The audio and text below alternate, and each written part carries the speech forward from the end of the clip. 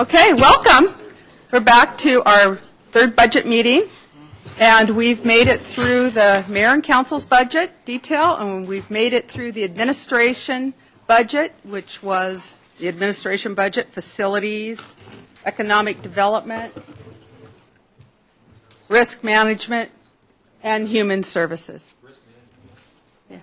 Risk? No. Emergency management, sorry. Yeah, Rob Your was getting risk very management. hopeful that he didn't have. Okay, so we're moving on, and the next department on our agenda is Human Resources, and Rob Roscoe, the Director of Human Resources, is here to present the Human Resource budget, and you're going to also pick up the insurance fund also, or I'll do it if you... No, I can do it. Okay, great. That's fine.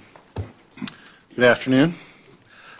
I am on page 33 of the small book with our organizational chart.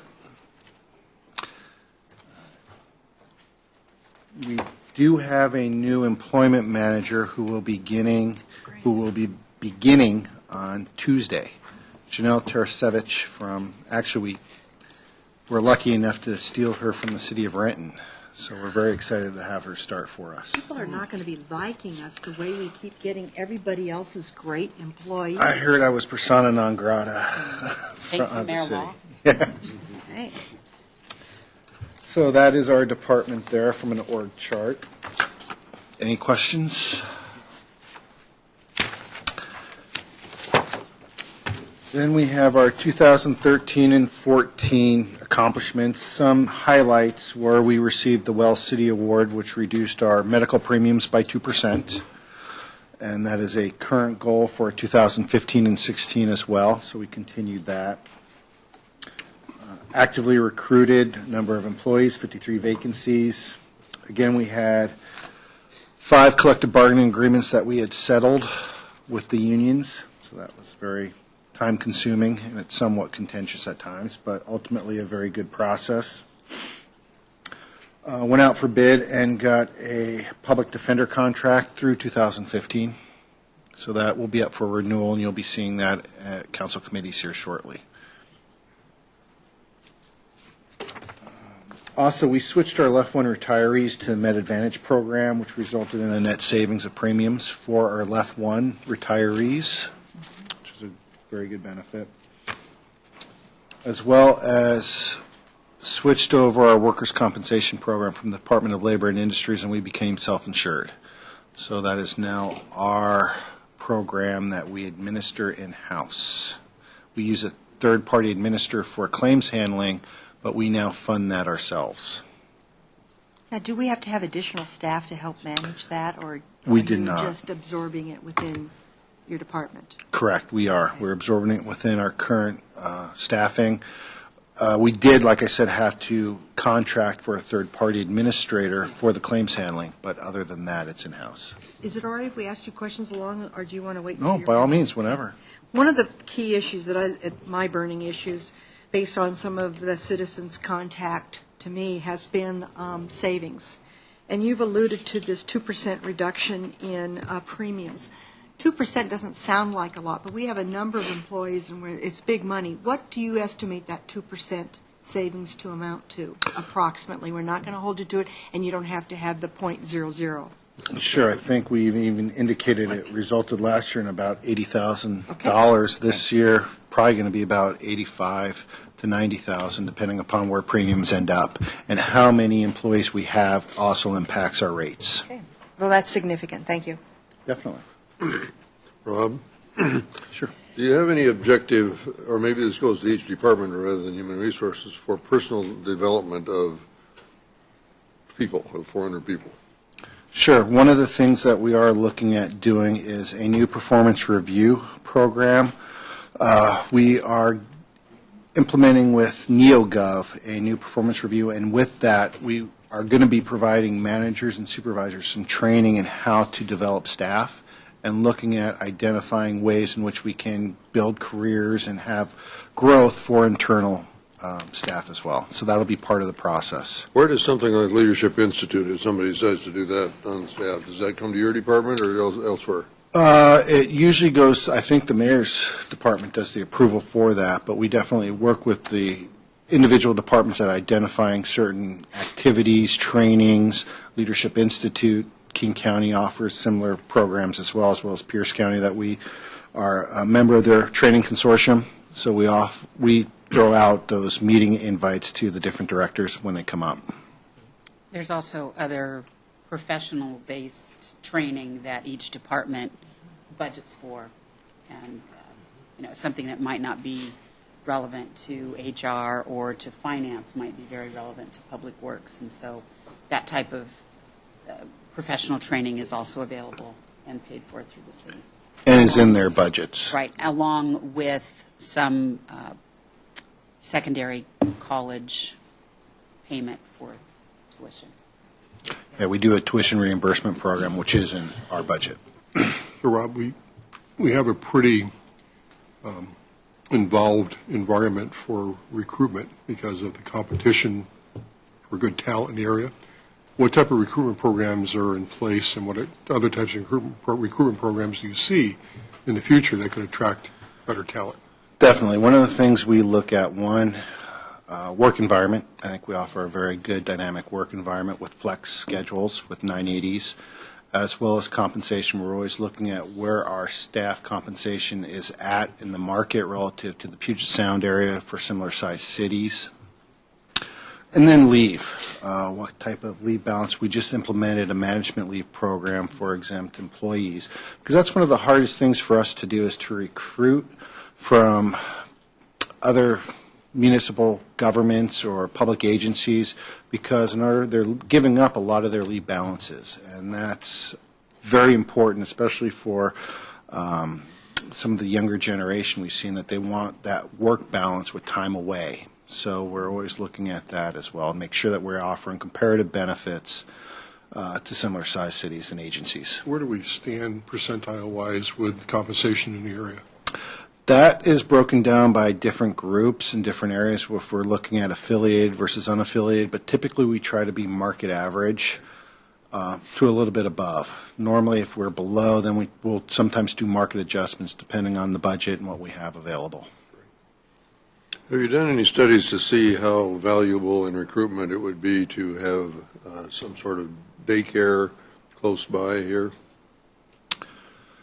No, not recently. I couldn't say we have.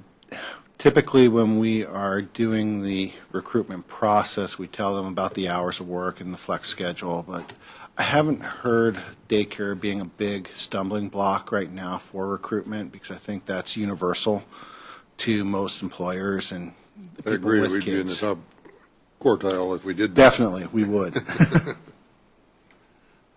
Rob, do we have any 4 days, 10-hour employees? We do in certain departments, like the maintenance and operations street division, as well as our police department. So certain groups will do a 410 work schedule, but for the most part, it's more on a 980 schedule or a regular 5 8-hour day shift. And the hours, start time hours vary as well. They're staggered. Correct, especially for the street where they have to come in early in the morning. Obviously, when they're cleaning the streets, you want less traffic and the impacts that would have. And even the levels of service when people come into the counters, we have varied start times there as well, so that there is a greater amount of coverage than just a straight 8 hours. Correct. Now we're having our service counters open till 5:30 in the evenings, and as well as 7:30 in the mornings, to get those people that hopefully to do some city business before work. Yeah. Yeah, that's been a big plus we've heard from the public.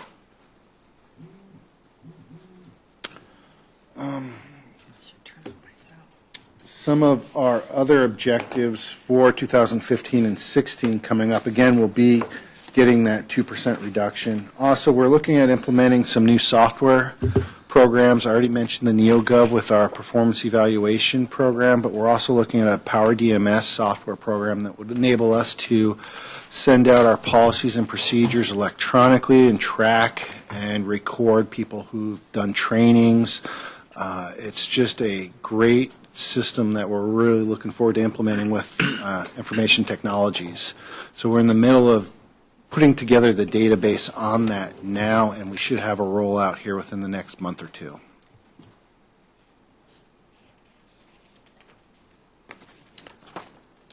Would one of your objectives be participation in National League of Cities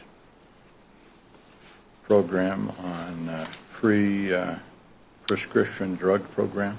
I know we're still involved in that. We don't have that as an identified objective, but we Why can wouldn't certainly you? add it. Why wouldn't you? I That don't way think it's you- ever been, HR is an internal, more of an internal service to city employees. Yeah, but I would think that we'd want to promote it through human resources. So it would be promoted through public outreach, not necessarily through our HR department. Who And would- it is something that is promoted, Bill, as you're aware, through the city. But I don't know that HR is the appropriate spot for that. Who's the management group within the city that watches over that program? Yeah. Who? Community services. And who's the director that has you do? That would be Michael. Okay, Michael?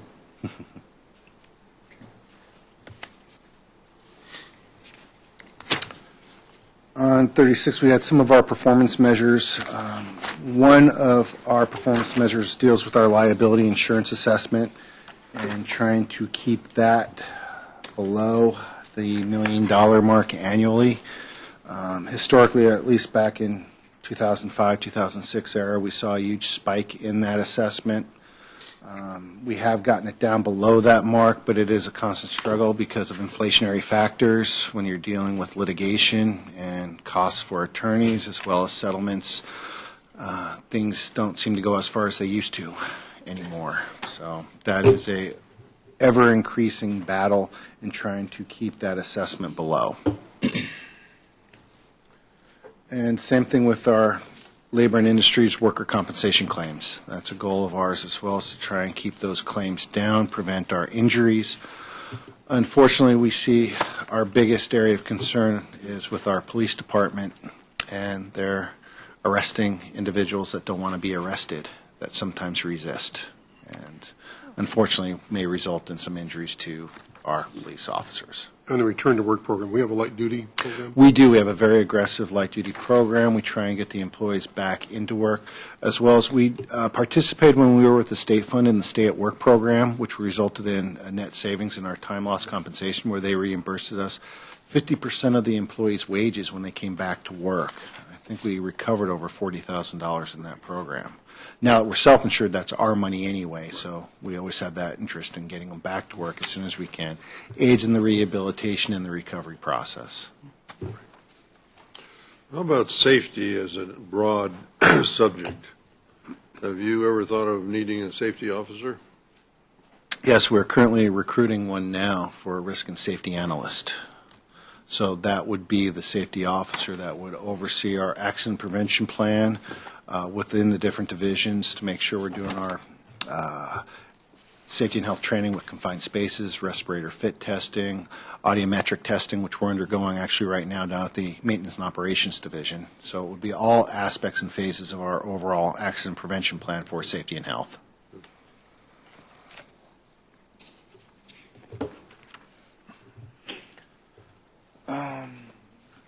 I'm on page 37 now, just going through the budget.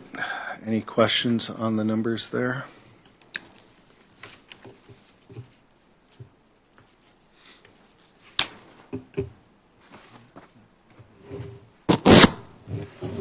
The increase from 2015 to 2016 is, what does that comprise of?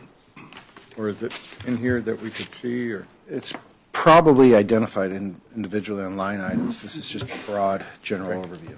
I think that the general increase that you'll see in all the departments are step increases, affiliated contract increases, benefit increases, those types of items. Yeah, between 2015 and 2016, it's just a little over $100,000, $114,000. And so most of that, if you'll look, is salaries and wages went up 10, personnel benefits went up roughly 16, and services and charges went up 12. And I think that that's your public defender contract. We've had an increase. For which item? For your increasing public defender budget from 561 in 2016. Sure, I don't think that's on page 37, but on the next page, on 38, you can see we did have to increase the public defender cost. There's been some new requirements from the Office of Public Defender on case limits. The number of cases one public defender can try in any year is now limited to 400. Because of that, that's going to create a huge cost for local governments and their ability to defend indigent defendants. How does that compare to when we had the municipal government, municipal judge versus King County? It's no difference one way or the other. We still have an obligation to provide defense for those individuals that cannot afford one themselves. So regardless of whether it was with district court or City of Auburn court, we still have that cost to deal with. I would like to point out also on that same page that Rob is referencing, our King County District Court, we had budgeted $1.6 million in 14, and the cost we reconciled this year for 2013, and it was almost $490,000 less than that. It's costing even less than we had anticipated, albeit we did get notice of a slight increase in some filing fees, and we'll probably have to look at that number, but I don't think it'll be a material impact. All in all, financially, this has been a very positive step. Are we doing any performance measures around the court, like cases per day or sentence length per inmate? I don't know what they would be, but I mean, I'm just thinking there should be some metrics around court performance, so to speak. We get performance metrics from King County. But Case not counts. laid out like you do your performance metrics, I don't think, like LMI claims and so on. I would have to consult with King County. They have their administrator of the courts and their whole court budget, and they have performance measures within the King County District Court. We don't have any, there aren't any specific ones for Auburn Court down here. However, they do track our case filings, and they do track, of course, our revenues by type of fine. Yeah, case filings would be one. And Okay. Yes, but the case count. I think we should begin, maybe next year, beginning to include in the budget process some measure of why we're 600,000 under or 400,000 under, for instance, Okay. The judge did say that our filings have been down the last couple of years, or since they took over, they've gone down. The filings and the time spent in jail. So what Incarceration. specific are you seeking? Well, when I hear that we had budgeted 1.6 and we're spending 1.1, it makes me wonder, okay, what did we not do that we had thought we might do? And if we had some performance metrics, like number of cases filed or whatever, we'd have some better idea of whether our estimates are correct year to year. Well, it would also help us gauge when we have to go to increases, if we start collecting that data and seeing patterns. Right, and remember, too, as council has approved additional police officers over time, you will see an increase in the number of filings because there are more officers on the street. Now, that won't happen right away because, as we know, it takes a while to get them through the pipeline. But it's very, very likely that you will see an increased number of filings next year because of the additional police officers that were approved late last year and this year. In talking with King County, they said that's the biggest factor, is the boots on the street. The more cops you have, the more cases you're going to get. To tag on with Councilmember Wagner, Deputy Mayor, we went through a lot of painstaking meetings in changing from municipal judge to a King County judge. And I think it would be worthwhile to track that some way. So, I mean, we know we did the right thing, but let's get credit for doing the right thing by really finding out how the numbers are benefiting the taxpayer, you know? And it goes along with what you're suggesting. But I think that the council, maybe we can do it a committee of the whole or something, but get a, hey, you guys, we did the right thing, and this is why. Well, and so as we move on with the transparency in government and hopefully in the proposed budget, the budget line items for the website improvements, and that will allow us to do transparency in government. Those are the types of measurements, metrics that will be visible to the public, Yeah. to anyone that wants to go online and look at them. So there'll be lots of opportunities for those benefits to be seen by everyone. But as a council member, I'd like to see specifics. You know, we did the right thing, and here are the specifics. I don't particularly want to wait a year from now, or because we must have that data. Finance must have that data. We do. Yeah. Yeah. We do. Just a matter of extrapolating it out. Yeah. Presenting it in a form. Thank you. I'd be interested in knowing a little bit more about the electronic home monitoring Okay. and how many individuals we have. So if we're going to start looking at establishing some data points over this year and the next couple of years, I would be interested to know how many in our community are on those kinds of devices. Okay. Okay, We get those. thank you. Yeah, that's a good question. And just for your own knowledge on this, we have in 2015, you'll see on that first page, one, the $550,000 for public defender costs. It's not in the 2014 because I moved that from professional services over to the court. So it went from $450,000 in 2014 to $550,000 in 2015. And that was because of the Office of Public Defender and the case counting and the anticipated increase that's going to have directly affecting us.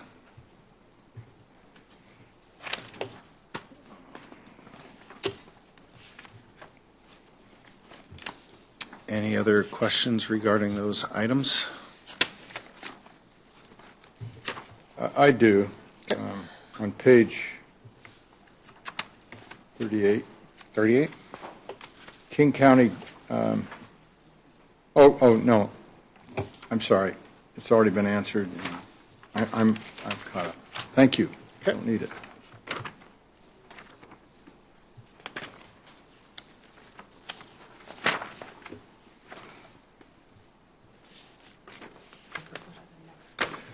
Yeah, we can go to the big book now, if there's no other questions.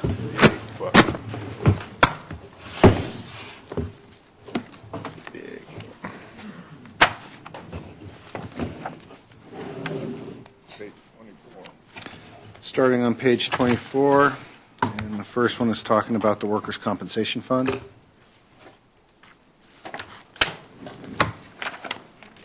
Claim against you.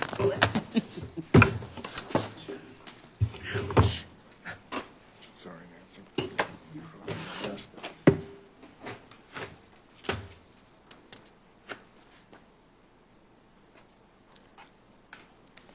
What page? Page 25 25. is where it starts with the mission statement, overview, and accomplishments.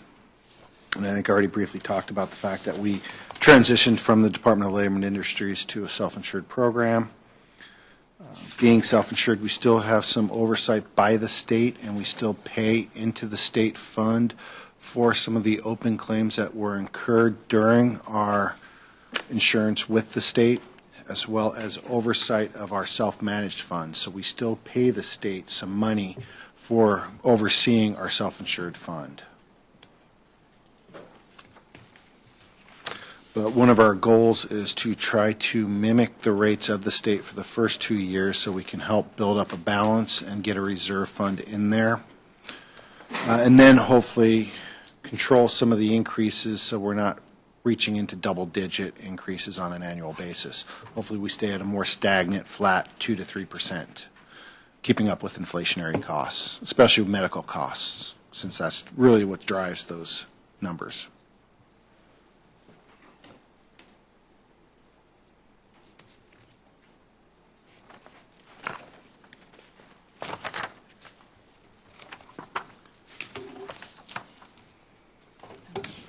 insurance fund is under. And then we have the insurance fund, and that's under, I think, what 120, page? Page 120. Page 120.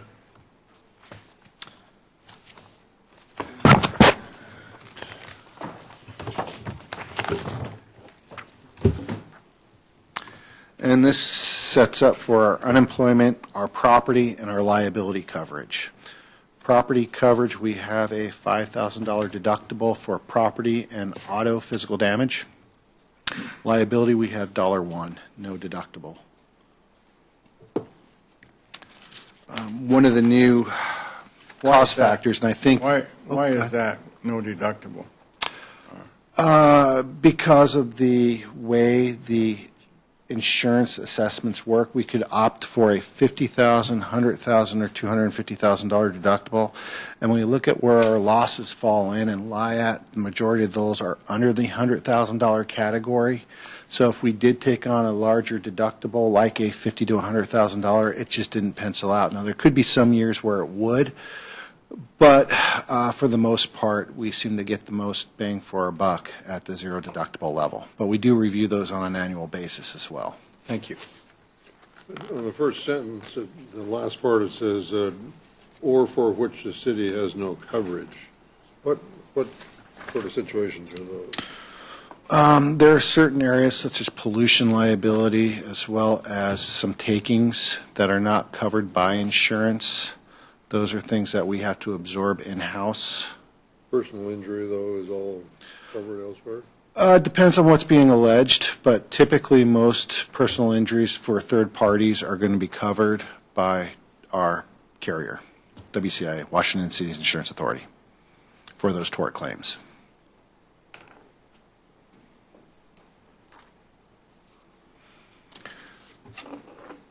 So one of the way we assessed our costs too, we changed the way, and I think this got brought up at our last budget meeting, where you looked at some of the line items where you saw a big increase with insurance funding, is because we charged the departments based on the worker hours.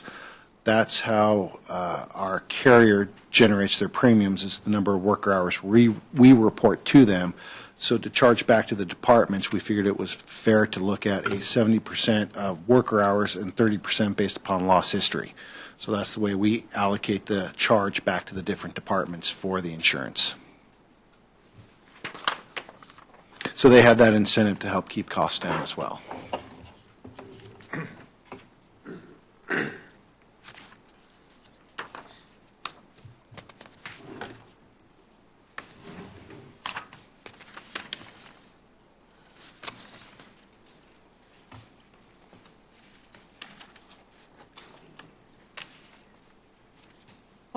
Okay. Any other questions? Thank you, Rob. Thank you. If you would like, we can stay in the big book before we go back to the little book. And the funds that the finance department oversees begins on page 33. We have several funds.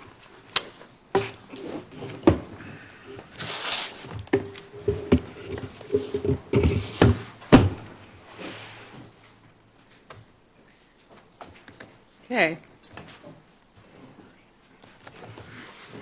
The first fund, and hopefully these will go pretty quickly, but if you have any questions, by all means, please interject. We're going to start, well, we can go with the organizational chart. We can go over that in the general fund, but we have a staff of 25 FTE, and we have the utility billing and customer service area, and then we have our budgeting and our financial management upstairs. We prepare the financial report, we prepare the budget documents, we pay the bills, and we pay payroll. We do financial planning and analysis. We assist with rate studies and other cost of service studies in our utility funds. And we also oversee the airport, or administer the airport management group out there at the airport. Are you at full staff now? Well, Good question. We are not. In 2 weeks, we will be at full staff, and we have the Assistant Finance Director from the City of Kent joining us on September 8th to be our Assistant Finance Director. Nobody's going to like us anymore. Well, yeah. That's okay. It's okay. It was a great find. We're pretty excited about it. Well, I am, anyway. Okay, the first fund is the hotel, motel, or the lodging fund, and this is 1% sales tax collected on lodging here in the city, comes back to the city for tourism promotion primarily. And we're required to have a lodging advisory tax committee, and that committee determines how those revenues are utilized. And that's required by RCW, and they need to apply for those uses of funds. And there's been some changes in the law very recently. We'll be working with that committee to incorporate those changes in the law. They have to, anyone utilizing those funds needs to apply, and the committee will determine a thumbs up or thumbs down. So there's, I think, the mayor's on the committee. I am. I'm the chair of the committee, and that board already does approve those types of things, so we've been doing what's now required. Okay. Were there any questions on the hotel motel tax fund? The next fund is the cumulative reserve fund. I think most of you are pretty familiar with this fund. It is our savings account, our rainy day account. We can utilize this fund for revenue stabilization or capital projects. When we have the ability to, we will move money out of the general fund over into this fund, and then from there, council can decide how to utilize those funds. In recent years, we have been using it to pay debt service for the library. In the past, we've used it for library or golf course or other debt.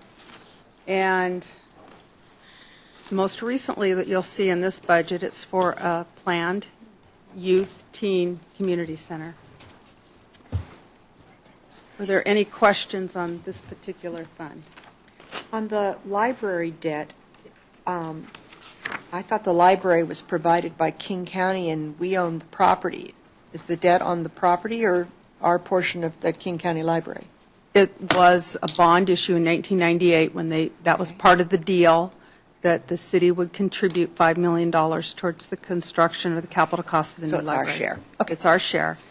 And you see that out in 2015, 2016, it's not here in this fund. It was moved back over to the general fund. In 13 and 14, we put it in cumulative reserve fund. We didn't have the strength in revenues yet to do that, and so we moved it back over to the general fund. Okay. And when will that be paid off? 2018. 2018. Oh, we're pretty close. Do we own the property that the library is on? I think yes, and they lease. I think they have a long-term lease on it for as long as they're using it for a library. Okay. Thank you. Any other questions? The next fund is the mitigation fund. The city receives several impact fees. Can you call out the page when you... Oh, I'm sorry, page 43.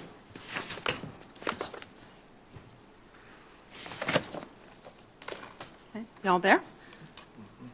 The city has impact fees for fire, transportation, school, parks, and parks. And what you see here is the revenues that we anticipate we will be receiving over the next few years. And then at the bottom part, the expenditures, we show the transfers out. And when you get into the detail on the following pages, in particular, page 44, we've listed every project that those funds will be utilized in over 15 and 16. And These funds are used for whatever's in our capital facility or our transportation fund. Are there any questions? Oh, Don't the school impact fees pass through us on their way to the school? Why They- don't those show up? they certainly do. Why don't they show up as an in As a transfer out. Well, because we pay them directly out. Oh. They are intergovernmental. Oh, okay, here you go. Okay. All right. And that's where it goes. And how much do we get for administration? That's $50. Oh, a year? No, No. Per per transaction? transaction. Oh, that's It's an administrative fee. I noticed that there's a big jump in the parks mitigation fee in 15 and 16 compared to 14 where it was $40,000. Can you explain that just a little bit? What's the item number? It was the park mitigation fee on page 43 on the upper portion. Oh, mitigation or impact? Well, the revenues on the park impact fees, because in 14 you have 40,000 and in 15 and 16 you have 75,000. Probably based on anticipated new construction. Construction, yeah. So Anticipated new construction throughout the city. at the 3,500 per house. It's residential. Whatever that 100 houses over a previous year. Okay. Remind me what the incentive is for downtown redevelopment on park mitigation fees. When Kevin might be able to. It's help. 25%. But has that expired, Kevin? Or is that one ongoing? It expired 12/31/2013. It was for a short amount of time. Remember, for any projects that were able to be in and approved by December 31st, there was the incentive of a 75% reduction to park impact fees. Oh, yeah. So does a new construction where it's 55 and older, does it have to pay the park impact fees? Correct. Does, okay. I don't know that they don't pay school impact fees. I think residential pays school impact, but if we have senior housing, 55 and over, I didn't think so. They don't pay school impact fees if it's designated as senior housing. If at any time it reverts back to other than senior housing, they would have to pay that impact fee. And that's a state law, not something that we've enacted. Shelley, on page 49, the fire impact fees for Valley Regional Fire Authority, yes. is that a transfer out, or can you explain to me how that? Well, it wouldn't be a transfer out because they're a different government entity. We'll cut a check, and it'll be an expense out as intergovernmental payment. So we're looking at, on page 43, we're looking at a budget of $100,000 for 15 and 16 for fire impact fees. Is that part of, associated with the check we would cut for the $426,000? It's what they have sitting in the fund that's Okay, that's allocated towards, allocated. we've collected it in previous years. They haven't asked for those funds, and they're going to buy some equipment.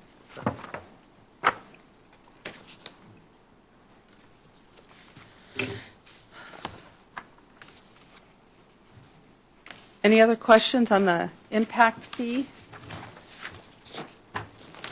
And on page 53, this is what we call Fund 328, or the Capital Improvement Fund. This is where our real estate excise tax funds go into. If there's any property sold or any facility sold, this is where the revenues go into. And on page 54, you can see the uses of this revenue over the next 2 years, and this year and last year. What phase are we in the City Hall remodel? Are we in 2? We're in 2. Okay. When do you think, any idea when 2 is going to be finished? Well, I saw them with carpet here 2 weekends ago, moving carpet in on a Sunday. Yeah, they're close. They're doing some painting and things right In your now. office, that's right. Yes, you can't miss them.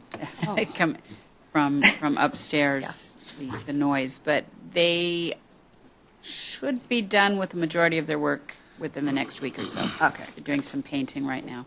And we don't have any plans to do Phase 3 or anything for, Well, so as far as a full-on Phase 3, there had been some discussion, if you remember, about doing some minor changes to council chambers, as opposed to a very large remodel that had been proposed a few years ago. There's talk of just making some minor updates that will enhance opportunities for the general public and for council without spending a great deal of budget. yeah. It seems like when we have most functions here, even when they're kind of crowded, there seems to be ample room. Okay, thank you. I passed around a one-page flyer. Many times, council inquires or would like a reminder on how we can utilize real estate excise taxes. I pulled this off the internet. I thought this was a real good one-page summary. You have a snapshot in the right-hand side of that piece of paper, how we can use REIT 1 and REIT 2. And then it talks about what the requirements are for those funds. Basically, they need to be utilized in projects that are in our capital facilities plan. And the city does plan under growth management. Therefore, we collect both 0.25% REIT 1 and REIT 2. So this is just for your information, and I thought it was a good one-pager on it. It is. Beautiful. Thanks very much.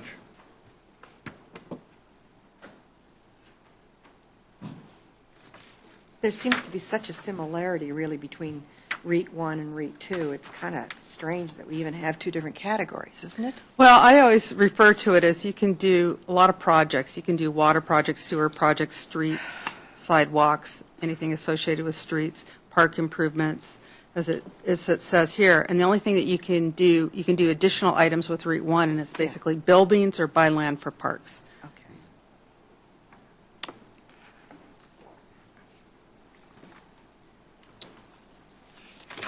Are there any questions on the capital projects funds and the projects that we have in this fund?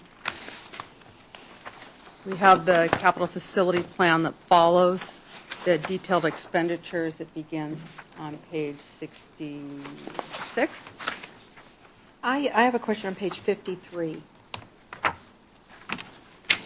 where it says to provide some funding for the Green River Park design. Where's he walked out? That's the 14 acres, I think. Is that the 14 acres that's there on 104th? 104th, yes. Oh, that's wonderful. I mean, even though it's just planning, that's where you have to start. So, great, thank you. There's detail if you go back. There's a whole detail sheet on it. What page? Well, I'm getting, okay.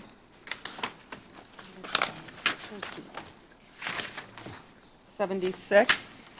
Right. Thank you.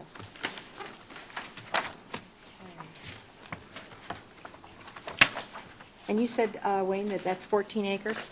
That's the last thing I heard, yeah. Well, it says It so is right 14. here, it Okay. says 14-acre site. Great.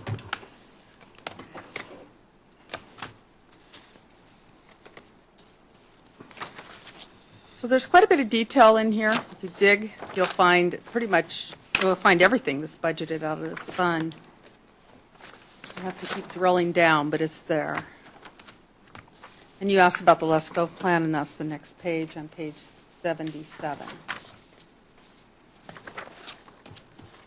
So when we provide planning funds for design and planning, do we do that internally, Nancy, or do we hire somebody else? It depends on what type of a project it is, Okay. Largo. Yeah. I think in this case, the master plan, there would be a consultant hired for that one. For the Lesko one, but what For about the Lesko. Green River one? It's kind of a small, little one.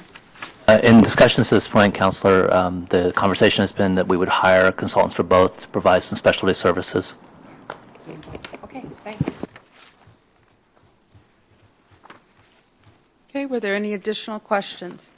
If not, we'll move on to local, sorry. I really like the idea of having someone come in and help us, especially Rich, with this Lesko and some of our ideas about lighting and restrooms and call columns for help and ideas about parking and signage and front entrances, and I think that this could make our job on the Les Gove committee a lot easier. 75,000 is a little light in my view, but I think we're. It's going to be we get- 150 because we're combining it with the other park. Oh, we are? No. No. Part-time consultant that does each? I don't know. What are you thinking, Nancy? Well, no, Kevin, I think, said that they may hire one consultant for both projects, is that correct? Depending, we may get economies of scale by having the same consultant work on both projects. $75,000, Darrell and I talked a lot about this, and we believe that because we're dealing with Les Gove, I should clarify, with Les Gove, we're dealing with a developed park, that we're really looking at the remaining pieces, and then her property, and then all the synergies. We felt that that was an adequate amount of money to do, and the issues you raised, Counselor, I think are a lot of operational issues that we'll be looking at. The $75,000 for the Green River Park is really to get a good conceptual design that the council and the community agree with. That will set the stage for us to pursue future grant funding and other opportunities to support the development of that park. Thank you. I have some questions. On page 68, or not 68, it was the sidewalk repair, 69. How successful we've been in getting grants for sidewalk repair? None of these that are identified in the budget are secured at this time. So the only thing we have left over is fund balances. Right, and it's my understanding that Public Works last year requested that we put the project in, even though the grant funding wasn't secured, but the funds are limited, the city funds are limited to the $25,000 identified.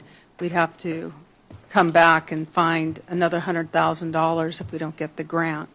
Yeah, because I think this year we put about $260,000 into sidewalk repair, and we still have quite a few sidewalks that need being reviewed. So you're saying that this is, we don't have the funding for this sidewalk repair yet? Not yet. No. Okay. Because when I did my little presentations up there at Lakeland, where we've got a tremendous amount of walkers and some beautiful areas to walk, some of them did have some concerns about some areas, and I told them just to call down here and let them know. But I know that if we're going to really work on walkable cities and walkable neighborhoods, it would be nice if we could sometime address it. Okay. I'd like to talk about the annual traffic signal improvements on page 70.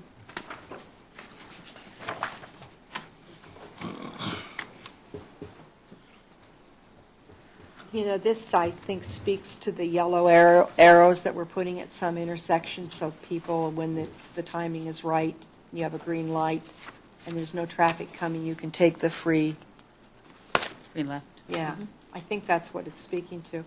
But are we looking at any plans as it relates to any of the school areas where we have just the flashing lights, putting up more of those, or do we have all of our school areas covered? Or maybe there isn't a need? So I'm going to play engineer for a minute here. I just asked Pablo to come over. Ingrid's out sick today, but we have a lot of our school areas. I won't say that we have all of them, but we do work in close coordination with the school district, and the goal is to cover all of those areas. But to say that we have them all, no. So does that answer your question, Counselor? Yeah, so it's on somebody's radar screen. It definitely That's is. okay. We speak about it regularly. Use radar screen, but yes, got it. That's police. Yeah. Thank you very much.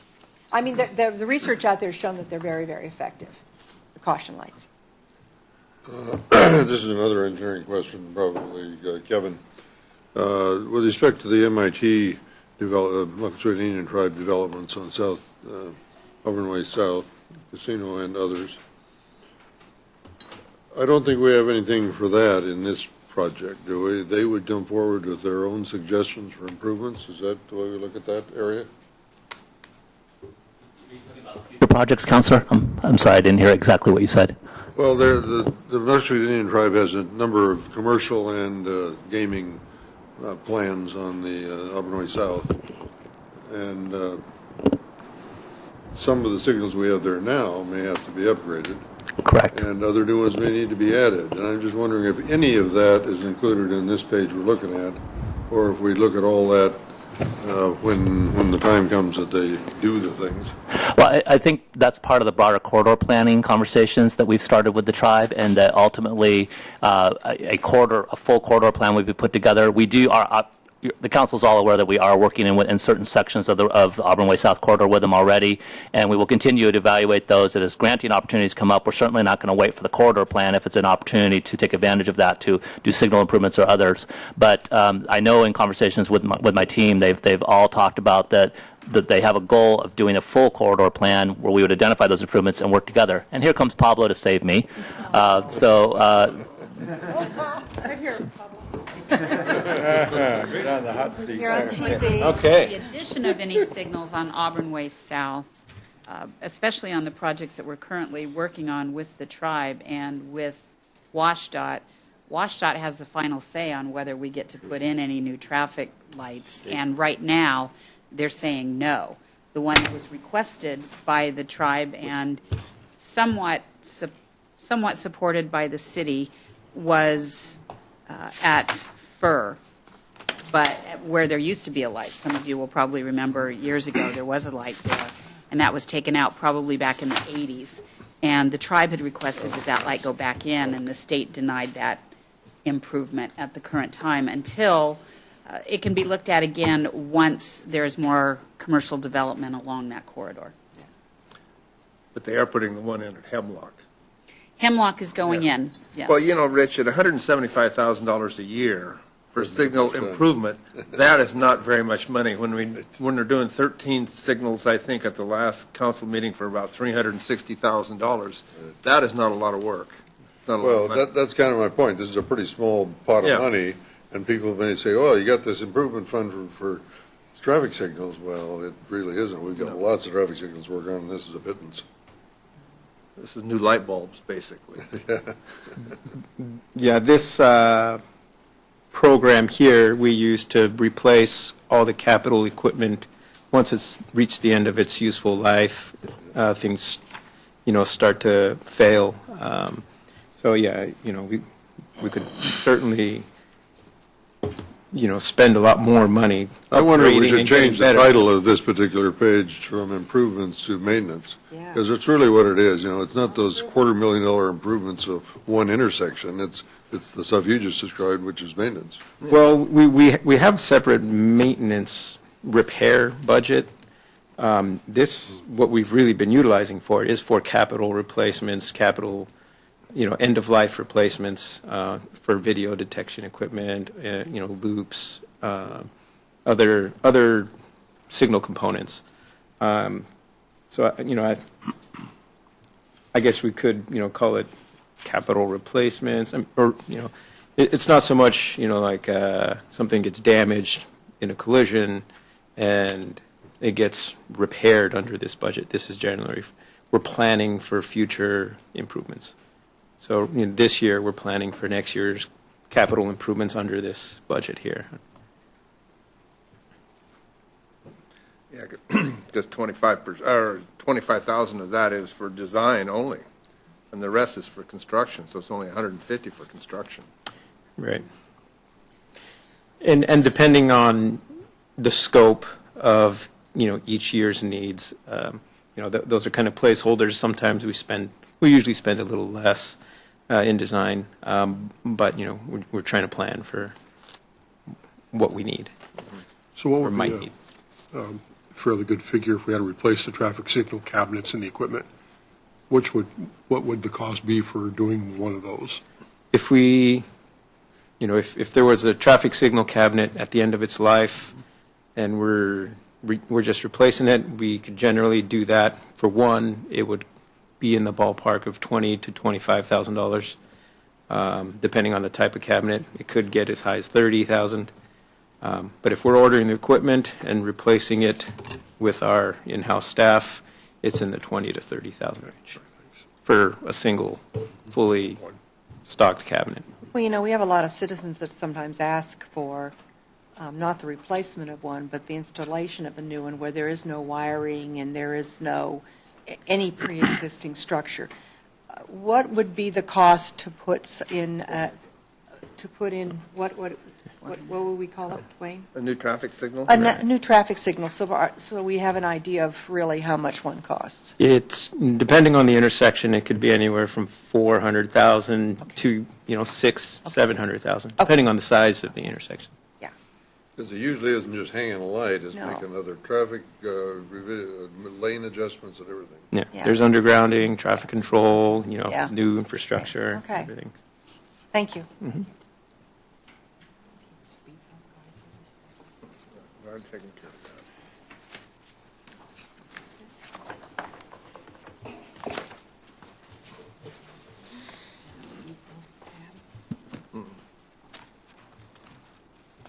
Anything else? Thank you. Thanks for joining us and helping us My with pleasure. that. Thank you. You never know. The next fund is the Local Revitalization Fund. That is it's our project that we've done here in the downtown, the new street and some of the parks that we've built around the downtown city hall here. And there are some funds locked in this fund. And at the end of last year, at the beginning of this year, we had about $560,000. And there's contemplating some improvements, some parking lot improvements in the downtown area with these funds. And staff is discussing these at this time and reviewing different plans and designs of what we might be able to do. Is there anything you wanted to add to that, Kevin? Just to add to what Shelley said, so there's two projects that staff has identified and talked with the mayor about in terms of possible expenditure of funds. One is approximately $380,000 in improvements to that parking lot area between Safeway and the Main Street businesses. We're really looking at how to improve safety and parking capacity there. So right now, actually, Pablo's taking the lead on that, and he's working on looking at the different design options. The other possible expenditure is developing we obviously have a beginning of a redo of our Main Street with the work that was done here along Division and at Main Street. We are looking at creating a design for the entirety of Main Street, that we would go through a conversation both with council and the community to look at what the rest of Main Street could look like on both sides of our location right here. And we would come up with a level of detailed drawing that we could cost estimate off of. And that would give us the opportunity then to go pursue grant funding off of, and that's approximately $175,000. And we're actually in the beginning to talk to some design firms about possible service provision in that, since it is a specialized service. So those are the two areas we're anticipating looking to expend those funds with obviously appropriate check-ins with mayor and council. That could be kind of exciting now that we've got this kind of really nice core that's really flashy, but appropriate, with our city hall and Trek and the plaza. When we do this $175,000 review and look and whatever, are we going to be looking at the sidewalks and the parking along Main Street? Yes. So we're actually going to look at the whole streetscape, both sidewalk, parking. We're also going to look at the relationship between the public space and the private space to make sure that we are supporting the businesses and the properties there, that what we do does not take away from their opportunities to contribute to the community. So we're going to be looking at that relationship, making sure our designs don't detract. We did that as part of the work that we did for both for the City Hall Plaza project and for the Division Street, and we want to adopt the same mentality of making sure that we're supportive. Thank you. Question on revitalization.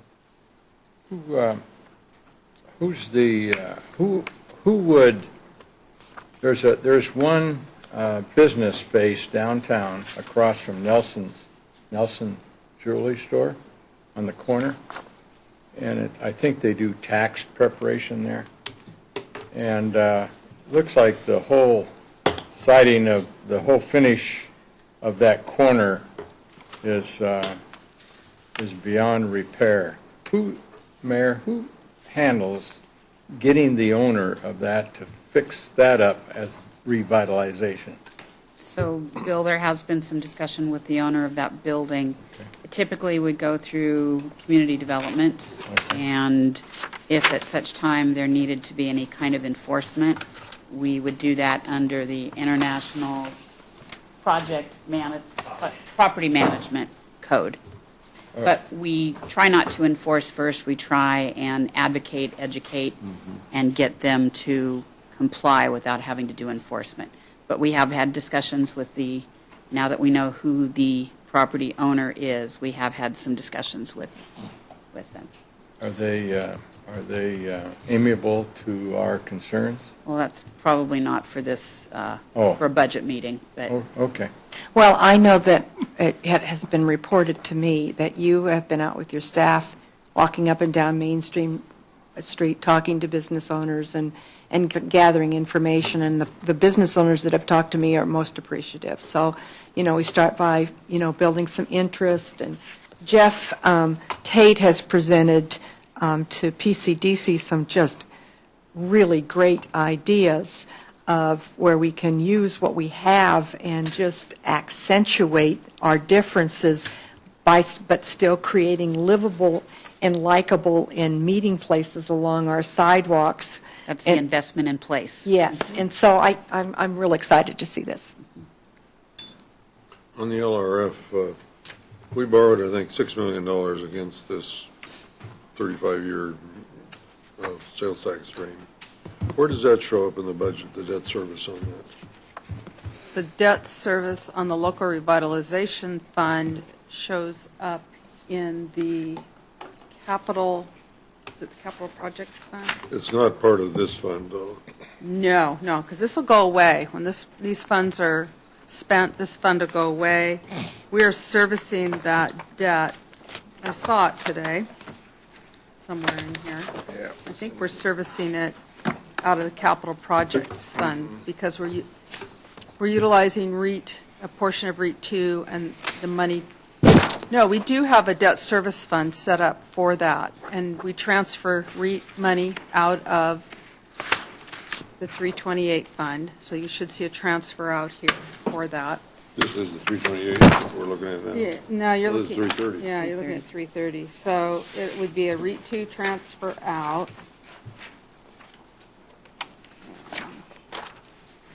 So But on why are page we paying for it with, 54. why are we paying for the $6 million debt with REIT funds instead of with the sales tax credit? It is, it's on page 63.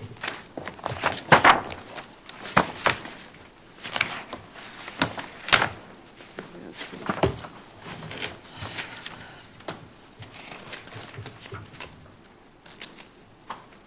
And it was, but I think it's just the nomenclature here, but in 2014, it's transfer out to local revitalization 2010 C&D bond fund 231.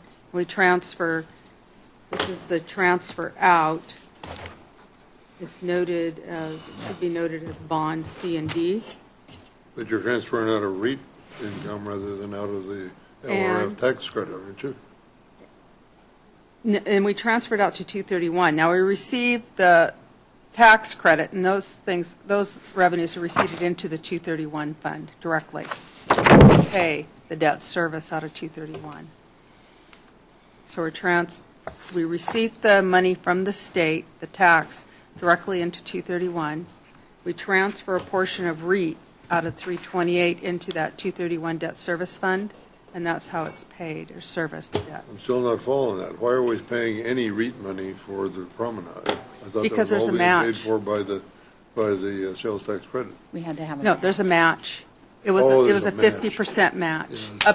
up to debt of $500,000 annually. They'll match up to $250,000. You're We right. have to match 50%. there. Okay, so the next question is this sales tax credit at any risk in the legislature as they try to balance their McCleary problem? No, because it would impair our debt, it would impair our bonding, and we could sue them. Good. And have good grounds to do so. And we've had that discussion in the past because there's always concern about that, and it's a good point to bring up, Rich, but Yeah. they cannot harm us to that degree that we would not be able to pay it back.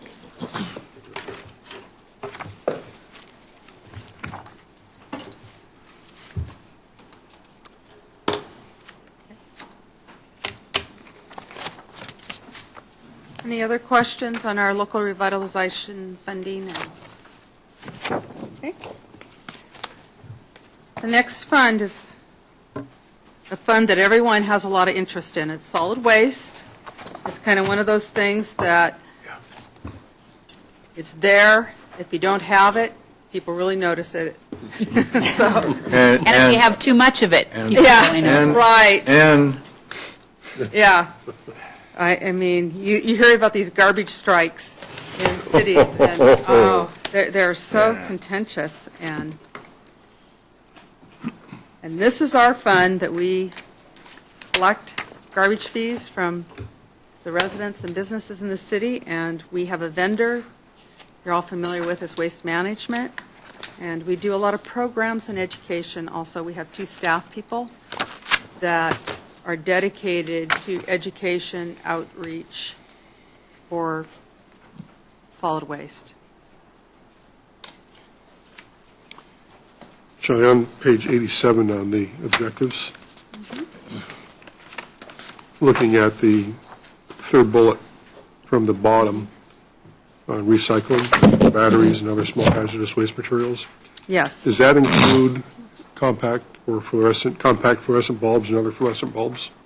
Yes. We do have some spaces or some recycling containers here at the city for that. They're in the customer service area. And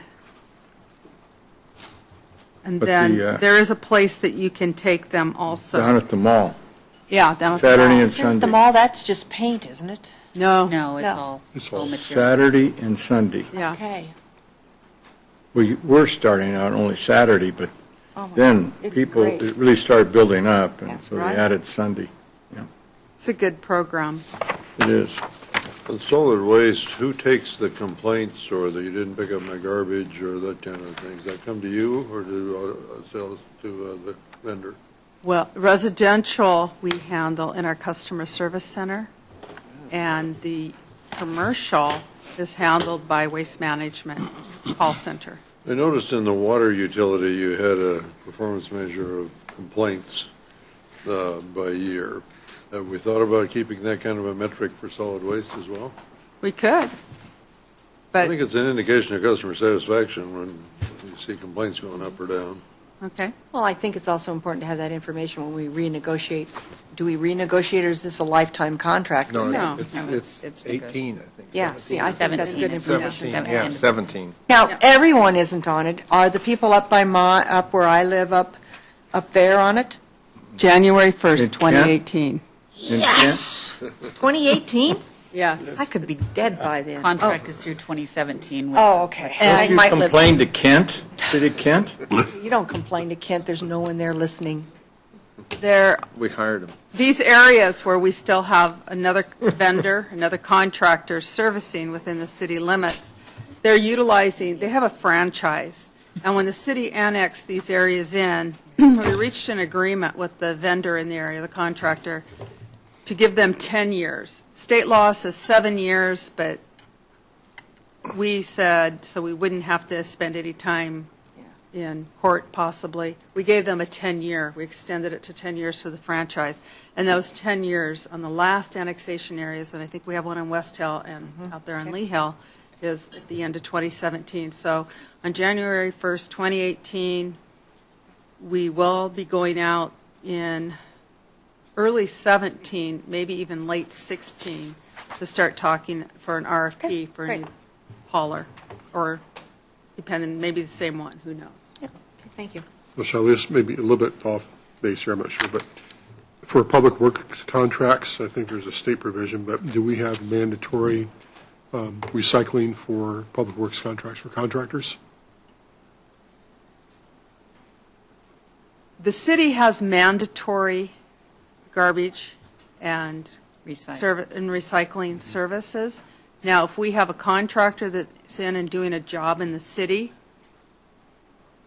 we don't audit them to make sure that they have recycling and roll-off. Yeah, I'm not sure I would say that in an audit process, but I guess what I would encourage is that we maybe have some provision that we put in place that encourages or strongly encourages contractors to divert their construction waste from landfills. You know, we did that on M Street, on the M Street project. A lot of attention was paid to recycling. You know, their plants, everything there. But that might be something that we would want to. I think that ought to be a bullet, Okay? you know, for construction waste, Okay. for recycling. I know that was a big thing that the King County is working on, is how to best get the word out to construction developers, et cetera, et cetera. I have just a comment on page 86, the second to last bullet, and I'm really surprised that you didn't pick this up, Shelley. But look what it says. The second line in that second to last bullet says, Auburn Days, Farmers Market. What farmers market is that? Should read Auburn International Farmers. I mean, somebody reading this, they wouldn't know where to go. But they have no other place to go but the Auburn Farmers Market. That's right. It's because it's so popular that we don't need to do the full that name. was Excellent. Kind of That like, was nice. Way to like go. Cher doesn't need a last name. Right? That's It's right. Cher. Yeah. Oh, that was good.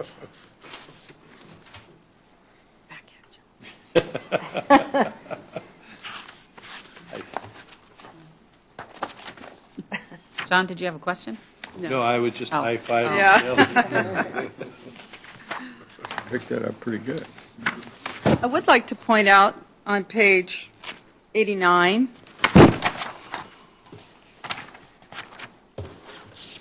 under the current scenario and rates, we anticipate at the end of December of 2016 that we'll have about 3.2 million in ending working capital, which is good. The current rates, the projections, we're doing fine. I don't want to make any promises, but we probably won't have to consider any rate increases for a time being. That was good planning Well, that was, on the council several years ago to make that change. One of the things that we're noticing, if you look at the garbage service and the first line under revenues, we have a little bit less in the 2015 budget and the 2016 budget than in the 2014 estimate. What's driving the 2014 estimate, you can see that we're about $100,000 higher in the budgeted 2014 and where we estimate. Mm-hmm. We have a lot of roll-offs, which means there's a lot of construction going on in the city. And that's what's driving that. Now, if construction continues at the strength that it has been in the last year or two, we would expect to see roll-off revenue continue to be strong. And that's what's helping that ending working capital balance.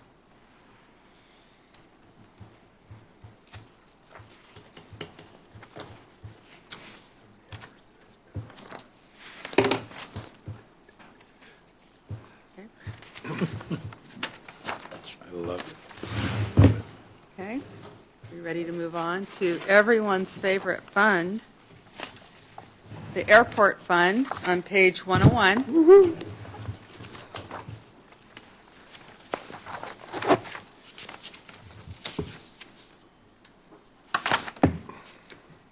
We've been doing a lot of work out there. I think what's been really exciting is this year we're currently doing the slurry seal project and restriping and patch repair.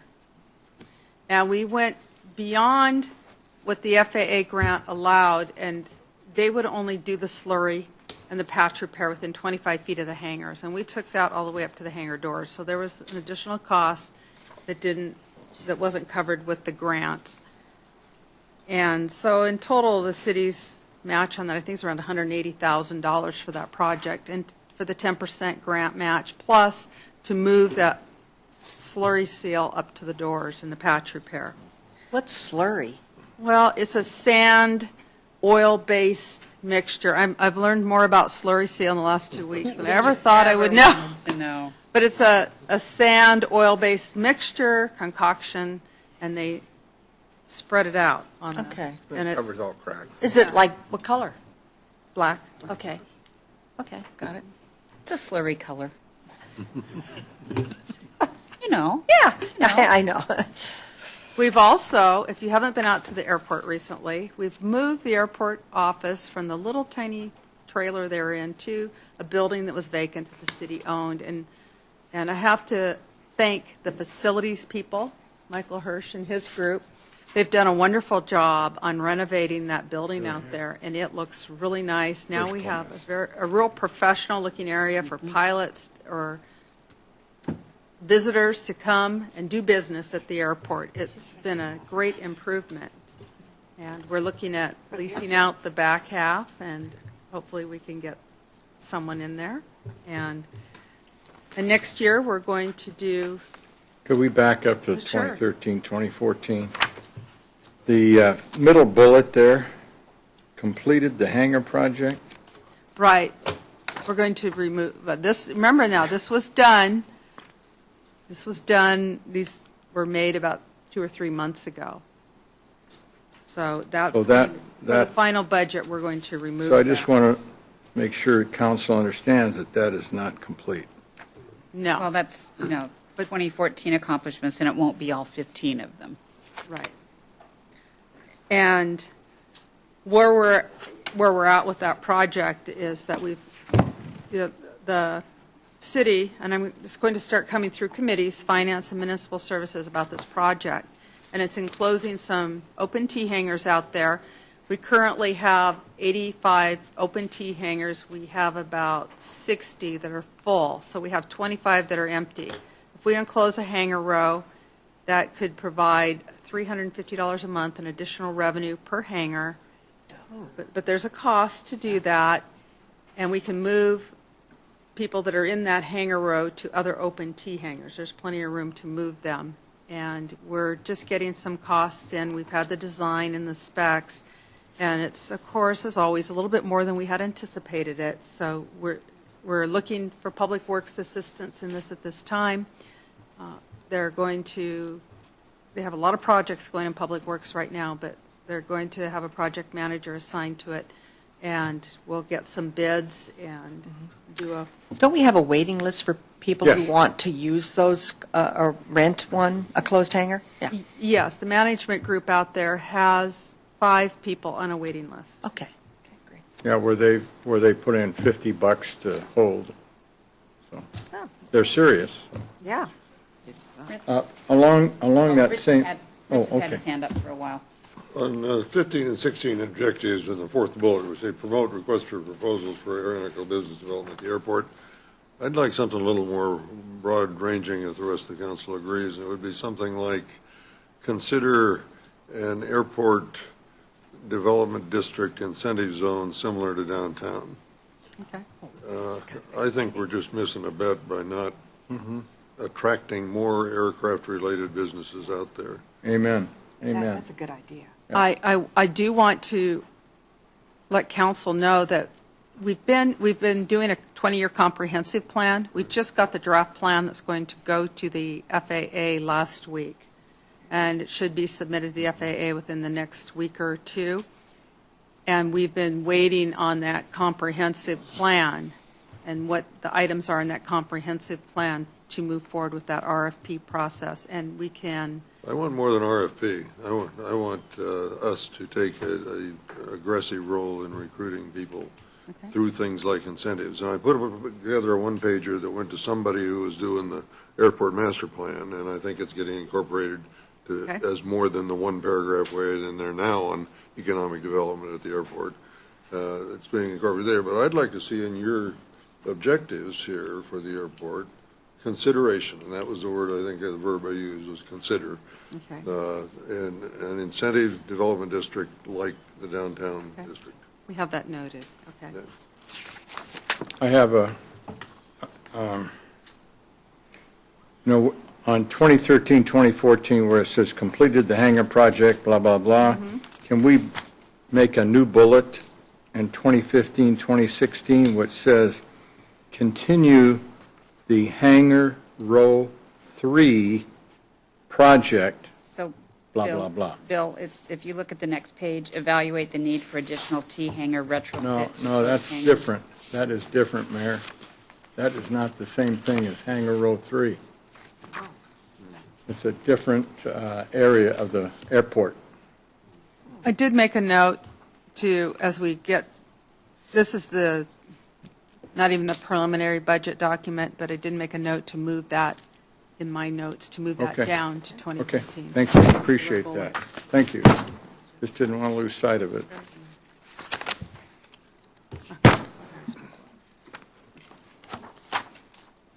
Okay, was there anything else on the airport? But Busy. I did want to comment that the 506 building is a beautiful, if anybody wants to see some good work and professional, when you walk in, your first impression, they have done, city has done a great job. Great job. Facilities has done some great work out there. Okay, the next fund starts on page 124. It's the fire pension fund.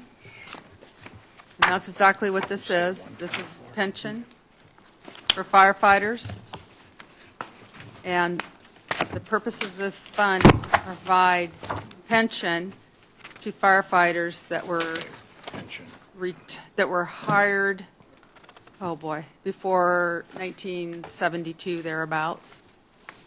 They currently receive LUF benefits, but the LUF benefits grow at a cost of living from the state.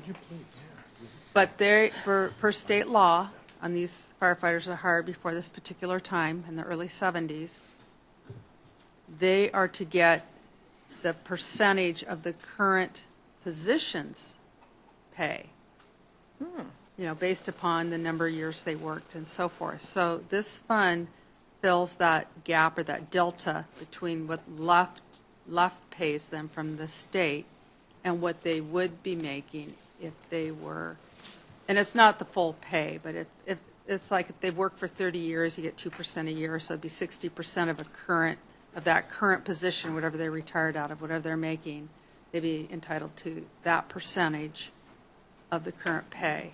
And LUF doesn't meet that 60%, then this fund fills that gap in.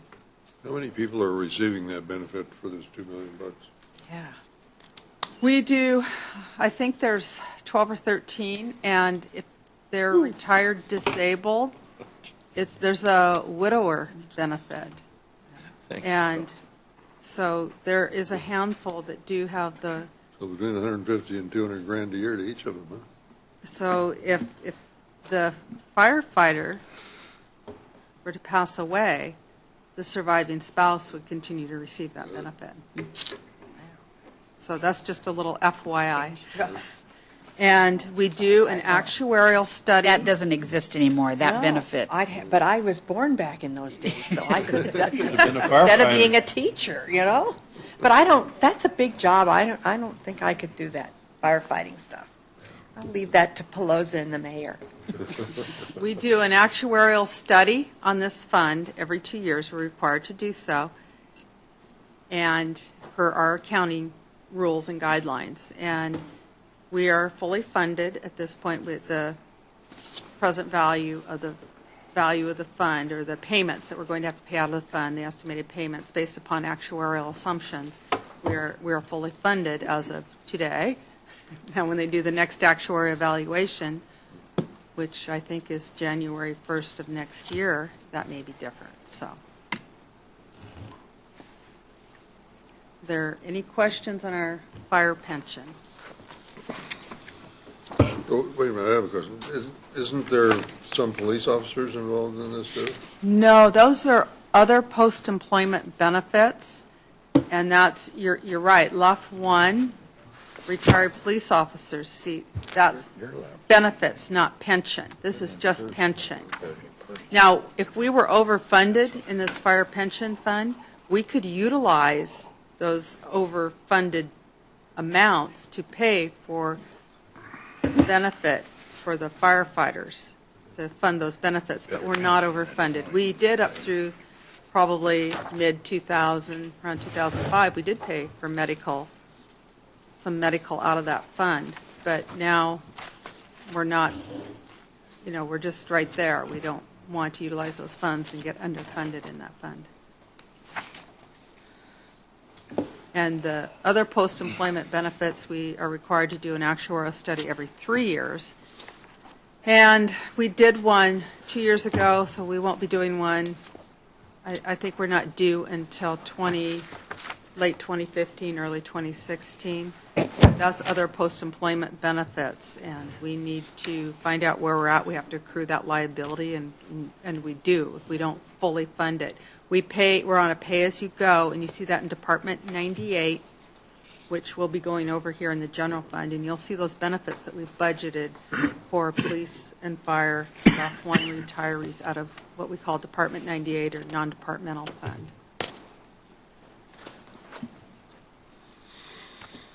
Okay, and the last fund in other funds is the Cemetery Endowed Care Fund, and this is an endowment where a piece of every plot sale goes into this fund, and we can utilize, it's a permanent endowment, meaning we can't use any of the principal corpus off the fund, but we can utilize the earnings to maintain and improve the cemetery. That's pretty straightforward. You can see that we have about, at the end of 2014, we estimate we'll have about $96,000 in there that is undesignated, which means those are interest earnings that we've accumulated over the years that would be available for capital or maintenance of the cemetery. Shouldn't, under 2015, 2016 objectives, we should include another bullet that relates to the water resources? Well, It's too early to tell. I think that we, I mean, for The relationship to the permanent fund, I don't see a relationship. Not to No, this. that's not part of the, that's the same, not part of the endowment. I see where you're coming from, Bill. I just think it might be under a different portion. Yeah, it's under the cemetery as part of parks that Daryl Oh, okay. presents. That's fine. I just didn't want to miss that opportunity. okay. Daryl is writing it as we speak, aren't you, Daryl? He's trying to find it in the book. Yeah. Okay, we're going back to the little book.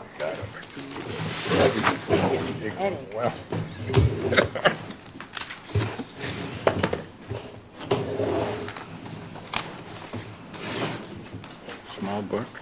Small book. Okay. Start with page 47.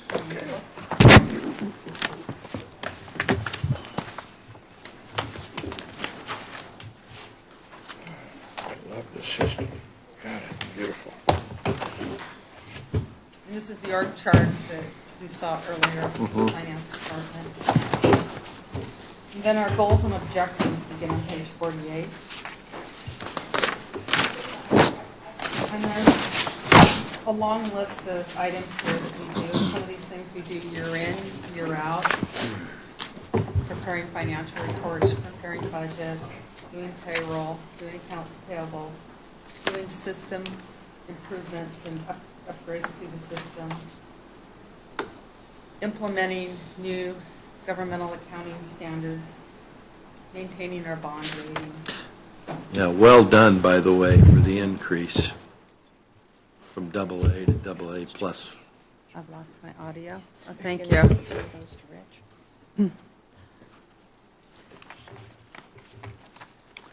And then the objectives. Oh, wow. Some of the things that we're looking at to improve next year that is not the year after year type of things. We're looking at doing something new in regards to utility notices when payments haven't been received, rather than doing a door tag, something that might be a little more efficient, an automated phone call or phone system, which we don't have yet, but we're looking at a system might be able to do an automated phone call, as well as notifying someone via mail versus a door hang tag. It takes a significant amount of M&O's resources to go out, to drive it and hang those tags every week. So there again, Largo, are those types of efficiencies and cost savings that you're talking about earlier? Yeah. Sometimes they're not large. Yeah. But my former life, before coming here, we had something in our team called the power of small. And all of those small savings and efficiencies add up to some big things over time. They might not seem big looked at individually, but it's a compilation. It does add up. You know, we also talked about those new water meters. Yes. And see, isn't there some way that we can tag the water meters so that you can input some kind of data and then it would notify the person by phone that?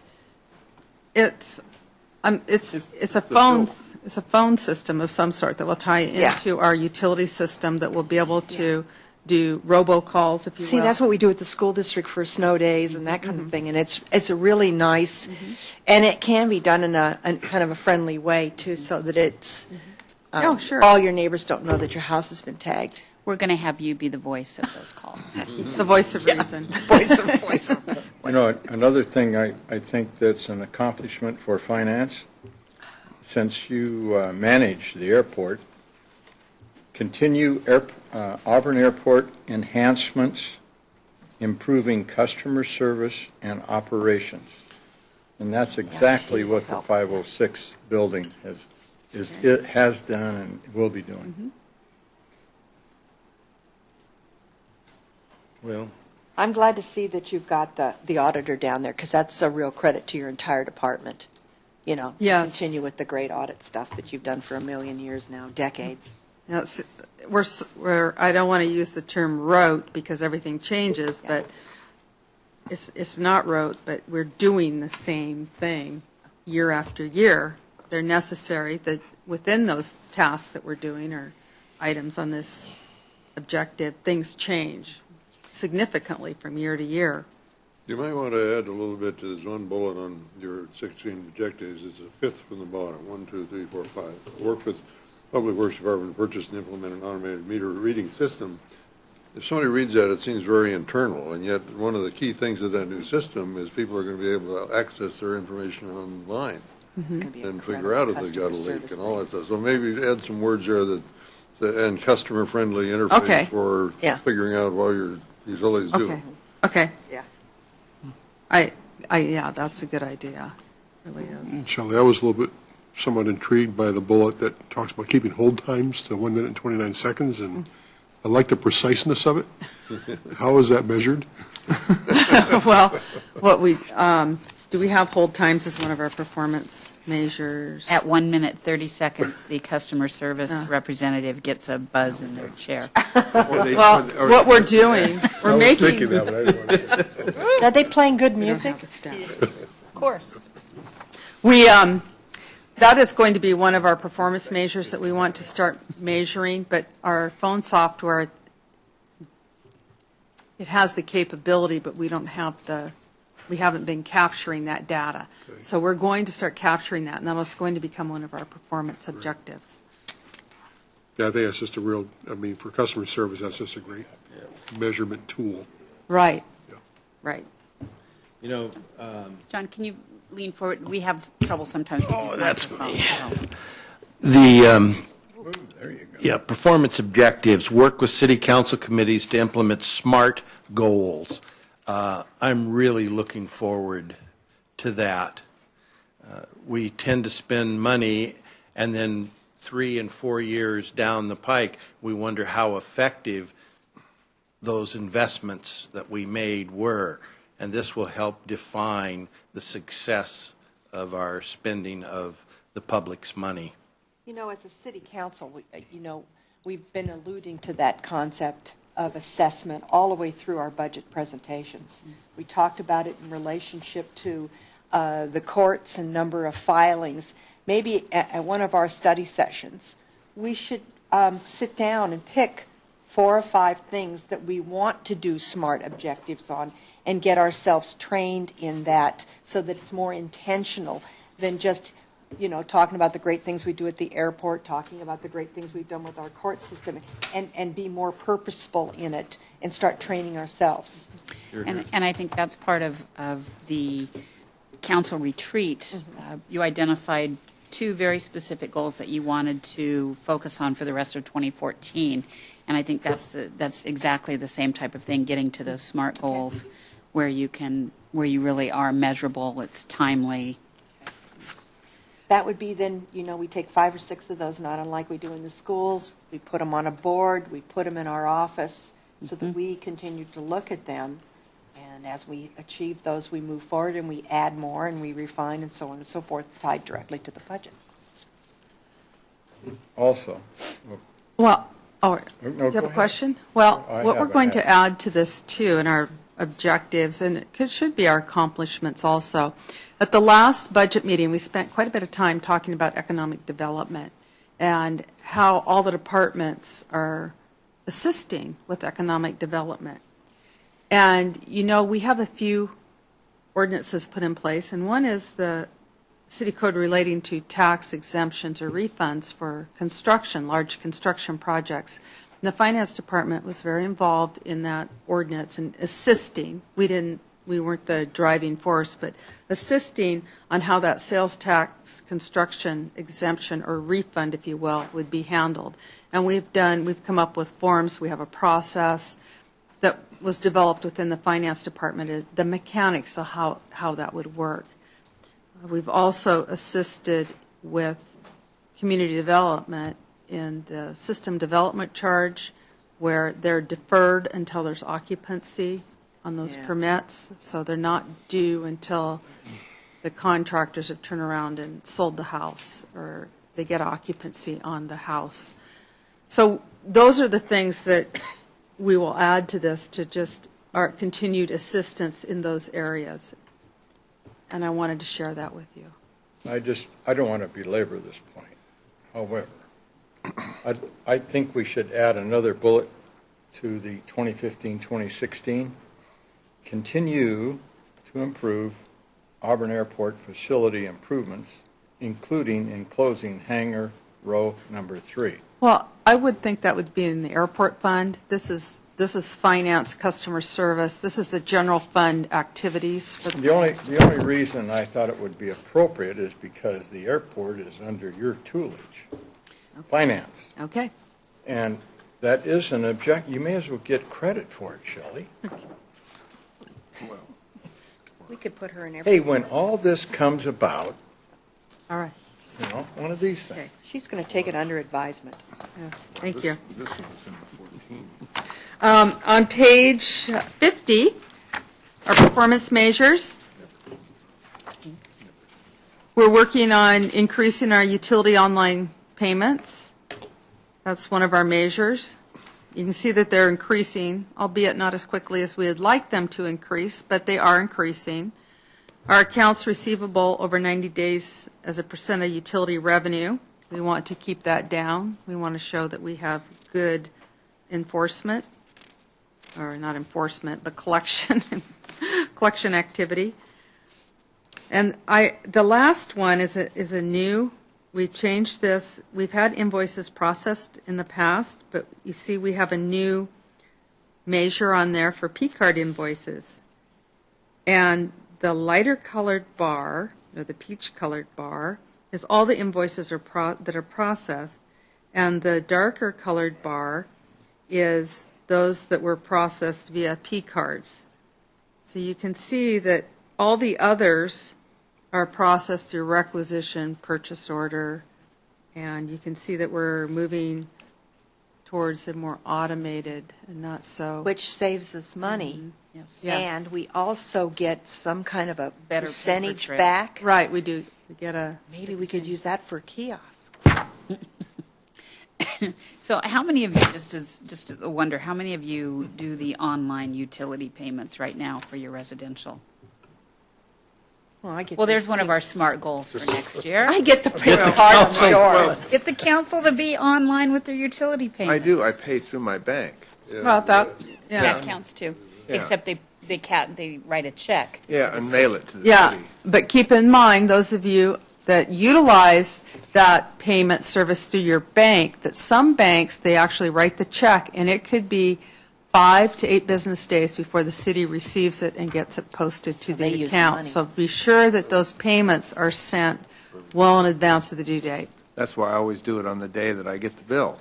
There you go.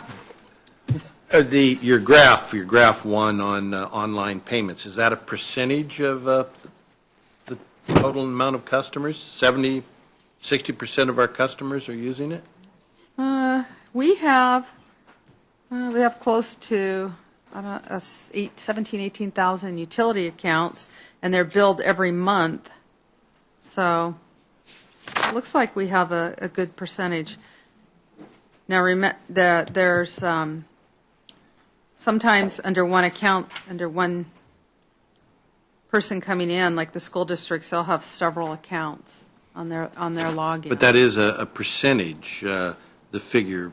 I don't, are you looking at that it's the first? number. The very first one, utility billing online That's payments. transaction. That's how not a many percentage. transactions per year. And if you said we have 17 or 18,000 accounts, then if you divide that 66 Right. by 12, it'll give you Yeah. the number that are actually done every month for those accounts, and then you could Yeah. divide those and get you the percentage.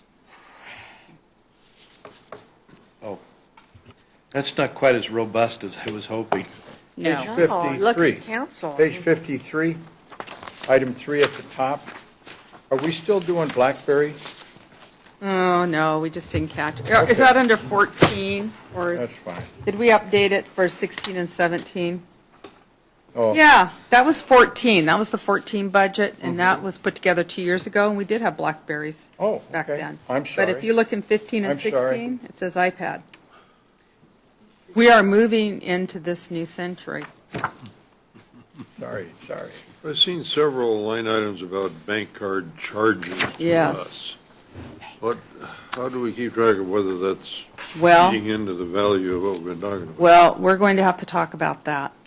And I haven't briefed the mayor yet on it, but we are finding, Tamara's done some research on this, and those charges are getting rather significant, and we're going to go over budget in some of our departments, like community development.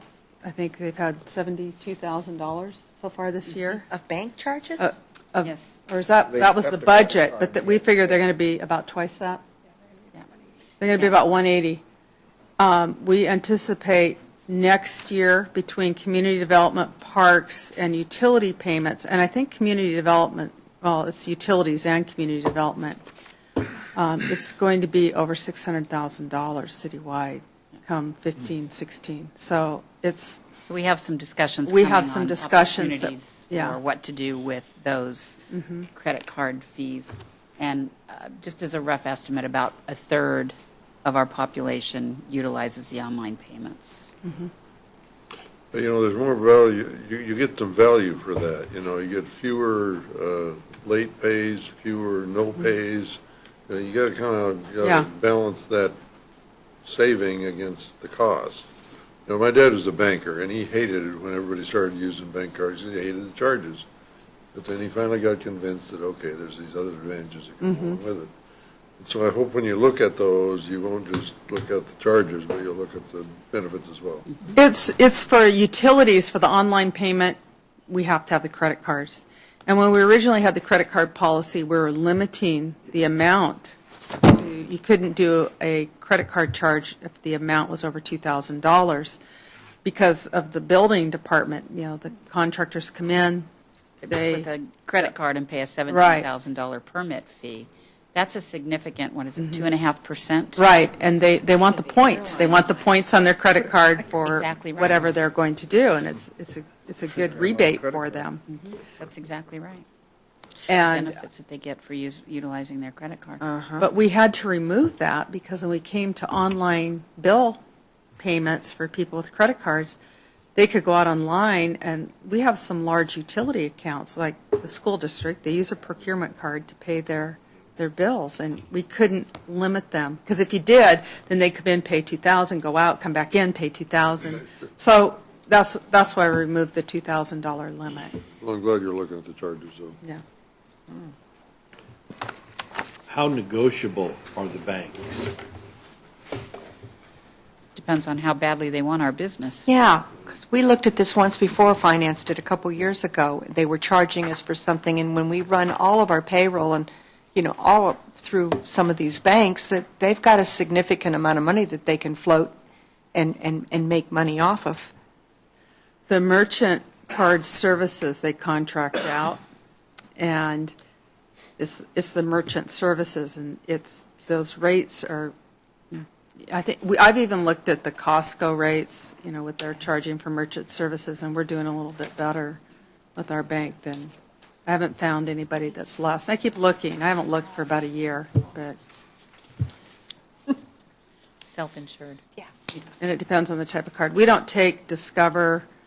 Or American Express. Do we take American Express? I'd have to check. I think it's Visa and MasterCard. I think that's all we take is Visa and MasterCard. We don't take anything else because they get to American Express. Discover's really high.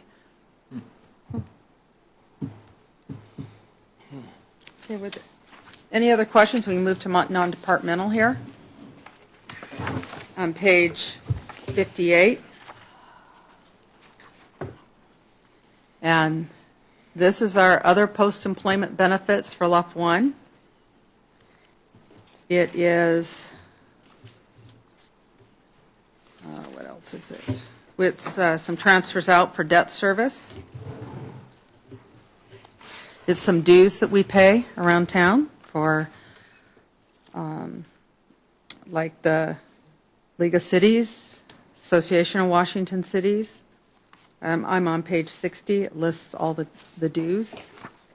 Could we go back to page 58, Shelley? Sure. Would AVHS be an objective for 2015, 2016? Well, yeah, because we have it up above. Yes, we could. Add that as a bullet? We could. Okay. Thank you.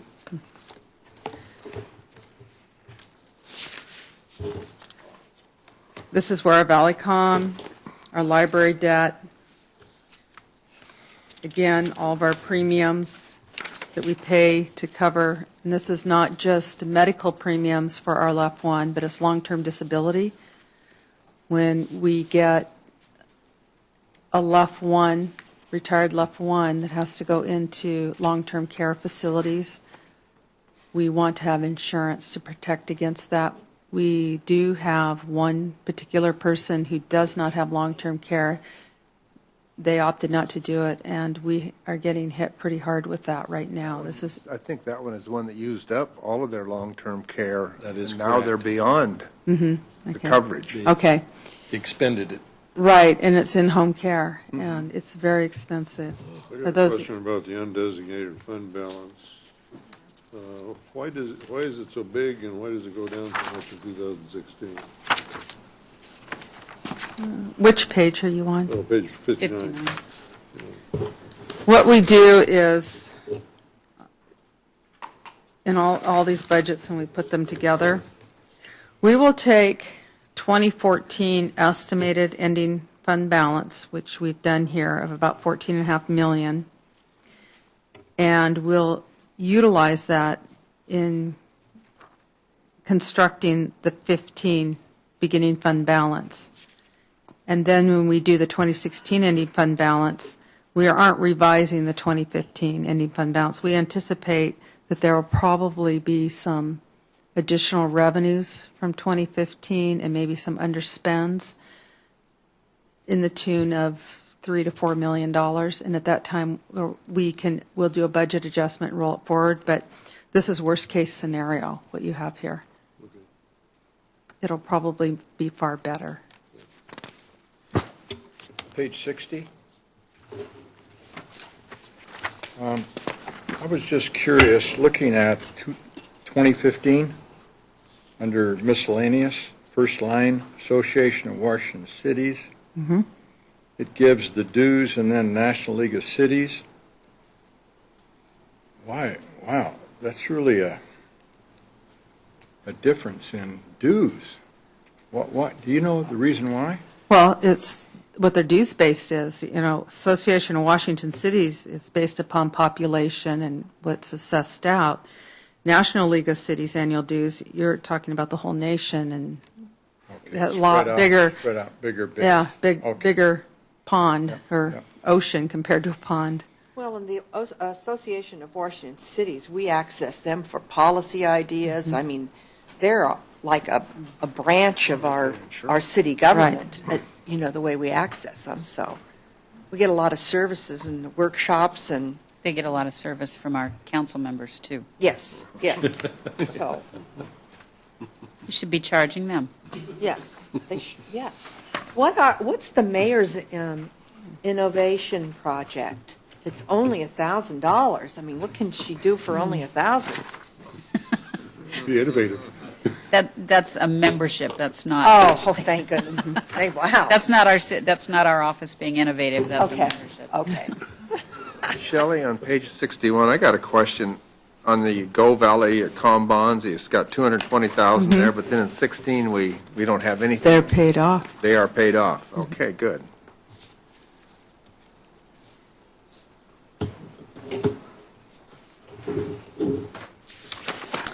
Any other comments or questions? I'm going to do a little nomenclature changing on page 63.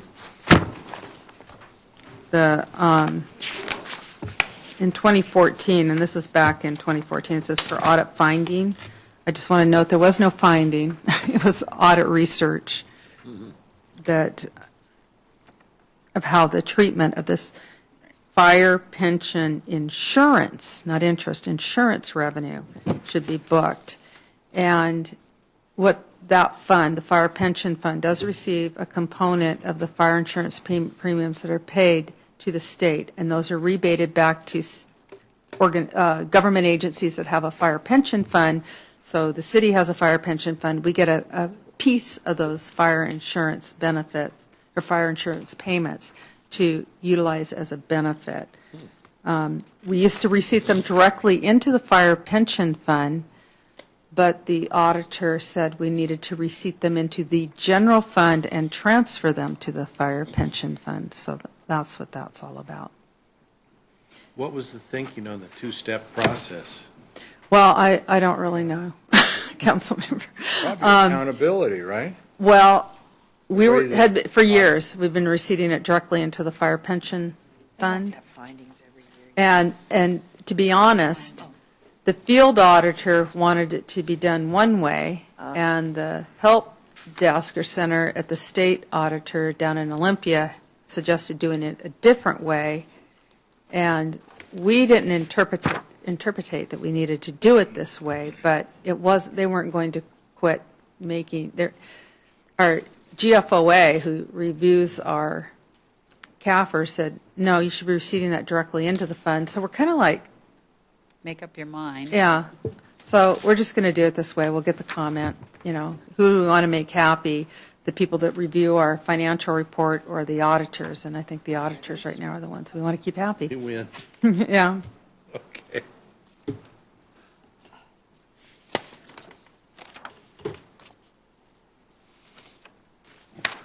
Page 67. AVHS. Can you explain that 250 again, please? Well, it's an amount in there. They get CPI every year, and so it started out at 240. I think this year it's about 242 or 243, and with CPI, whatever it is, it won't be over 250, but it'll probably be between 245 and 250 somewhere, because they do get CPI. So Shelley, it should have been, so if you look on page 68, it was 247, and now it's moved over, and it's 250, right? Right. Yeah. So the revenue that they make,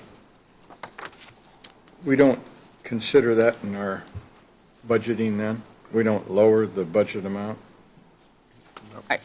Are you talking, I think you might be, Bill, hitting on the 3 years that we were going to be fronting them some money before they have to start paying it back. Is that? For Is the that what you're improvements? thinking? For Or the you, improvement. are you talking about the revenue that we get for the licensing? Yeah. I'm That's talking what license. I'm talking about all their revenue. They get all the licensing revenue. No, they remit it to the city, and then we turn around and we give them all the licensing. Yeah, At the end of the day, they get Yes. all of the licensing revenue, plus some. But plus some, yes. But the city's obligation, wouldn't that be reduced by the revenue that they, Get from the pet licenses? No. and other revenue, No. grants? No, No, no. we're encouraging them to find other revenue sources, but the contract that we put in place with them gives them Yeah, a guaranteed amount. Okay. right. They wouldn't have done this if they didn't have that guaranteed amount. Okay, and where do we put the cost that we incur in handling the pet licensing? That is in the finance budget. Uh-huh. It is. That's an additional cost. It is a cost to us because Mm-hmm. we do not charge an additional fee for the handling of those 230. licenses. 230. Oh, plus. It's on page. Because if we add that to the 200, 57. then we know what our total cost is to Sure. the Humane Society, kind of. Yeah, Is that 57? 57. that's what I was trying to.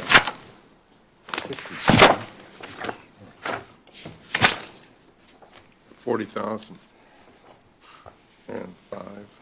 And our license purveyor, Pet Data, they net their fee. They take a fee of every license, so they net their fee out of what's remitted to us. So our revenue is reduced that we receive, which will be about 175, 180,000. That's a net, because the gross amount received, they take their fee, I think it's about $3 a license out of, and then they remit the balance to us. So it doesn't reduce the 250 at all, their revenue? No. No, it's gross. We have money coming in, money going out. We don't net it out. We tried that. We couldn't do it. Well, still, it's, if our total responsibility to the wonderful, wonderful Humane Society is, 240 plus what we lose on the processing, it's still way better than what we had with King County, and the service is absolutely incredible.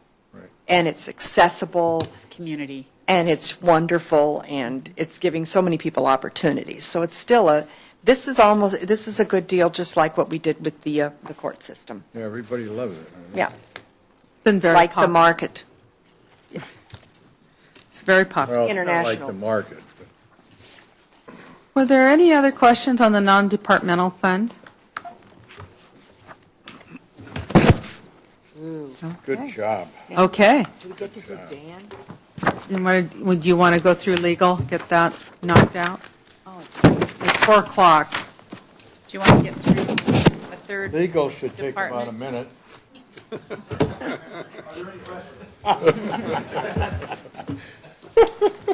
Well, I thought we were supposed to be finished before. We are, but it's not going to take more than just a couple minutes, I don't think, for. And the more we get done, the less. The more we get done, the less likely it is that we'll need that extra session that has been scheduled for us. That seat has cooled off a little bit, but I'm sure it'll warm up. And I'm sorry you don't have a microphone, but here, you can pass notes. I like your bow tie, Dan. Thank you very much. Bow It is tie Tuesday.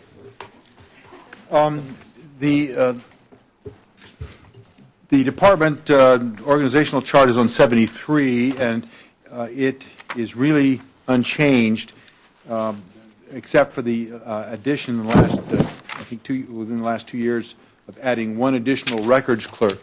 That was added, as you may recall, because the state keeps adding additional requirements for public records maintenance, public records responses. And that's a big part of what our department does. In fact, I'd probably say that's one of the most challenging and growing things that the city clerks and the attorneys are involved in. And in fact, the rules keep changing. The legislature keeps passing new laws, but also courts keep changing the ways we look at these things. In fact, a case came down today from the Division II Court of Appeals that indicated that personnel records are not necessarily exempt, even if they're involving unsubstantiated accusations against an employee. So we're dealing with some really tough things that deal with, there's no win. If the city receives a request for public records dealing with an unsubstantiated request, and it is now disclosable, it's going to cause our own employees a lot of grief. And so we've got to keep working on trying to figure out how we're supposed to respond, because if we do not, we end up paying a big penalty. Now, we, and every one of the departments, and perhaps council as well, has had the experience of having to respond to public records requests that we get. They go out, and we have a good system. We work with IT, and all of the departments are pretty responsive, but it takes a lot of work for us to go through these things and pull out what we can and cull from disclosure what we can legitimately and defensively protect. We also handle, in our department, we handle a lot of our own lawsuits. Unless it's covered by insurance, we're likely going to be the attorneys in court. And I'm going to say that that's a little bit different than what you might see in a lot of other cities. Matter of fact, Rob Roscoe and I were recently in a couple of hearings where I'm representing the city, another jurisdiction is representing somebody else is representing another city who's outside counsel. Just last week we had a meeting with some of the public works folks where we're dealing with some water issues. Tacoma has outside counsel. We have inside counsel. And that's really the strategy that we've used. In fact, I'd say that the one savings, and I remember you mentioned that some time ago, the one savings that we've actually pulled from our budget is the costs of outside counsel. We're not afraid to go to court. We're willing to go to court. We're going to fight the battles, and we're going to have fun doing so. I got a question. Are you at full staffing? Yeah. We're short one attorney. Well, we're actually down. We're actually down. We're down 2 attorneys from where we were in 2008, but we actually have one vacancy. That's not in addition to the 2 that were down that we're trying to recruit. We're going to actually have recruitment next week for filling Steve's position. But so are you down 2 or 3? We're actually down 3 right now, but we're going to fill 1. Okay, good. We're not. So you're down 1 from where we've been for the last several years. To be fully staffed based on what we currently have. Down 1. You are down 1. Correct. So you have 13 right now total under your control. Correct. Okay. Correct. And we actually, and again, not that we're not unique among all cities, all departments, but we're actually down people. We're actually where the legal department, city clerks, and attorneys are where we were in 2000, just to give you population-wise, and that's including filling Steve's position. What do you think the impact is going to be of the additional police officers? Will that place a burden on your department? Well, that's one of the things that we said we're going to need to watch. Okay. The policing is one of those things that's so valuable from so many different aspects. Not everything a police officer does results in a citation. A lot of it does. And as I mentioned when the mayor and all the departments were working together to try to formulate the budget and adding police officers. I said we need to watch to see how this affects our department, the legal department, because we need to make sure we have sufficient resources to take care of the cases that police give us. But the police are doing things that may not always, productive things that may not always result in citations. And so that's the reason I'm saying we need to watch it. Okay. I don't know if that's the answer or not. Another reason for us to start, kind of doing some SMART goal stuff and collecting some of that data. So Dan, kind of taking it not a worst-case example, but a higher example than where we are now, if that scenario plays out, would you need to entertain pulling in outside counsel to assist? And if so, is there a budget provision for that? No. The answer is no budget. But if we needed to add more people because the workload was to the point where we needed additional people, I would probably suggest we get more bang for our buck by hiring people rather than paying what actually works out to a higher dollar figure for outside counsel. So that could be done in a mid-course correction. Sure. Yeah. Right, and I'm not saying it needs to be done. Right. I'm saying we need to watch it. Yeah.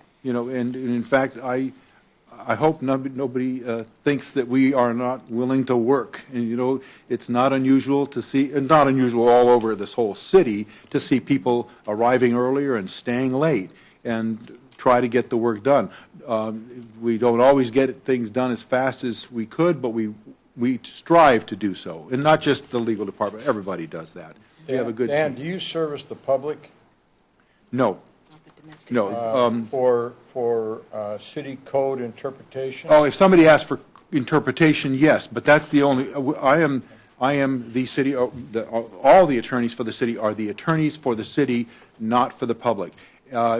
People can ask questions they want to ask about codes. They can certainly get an answer. And matter of fact, again, not unique to me, but we strive to answer calls within 24 hours of when they come in.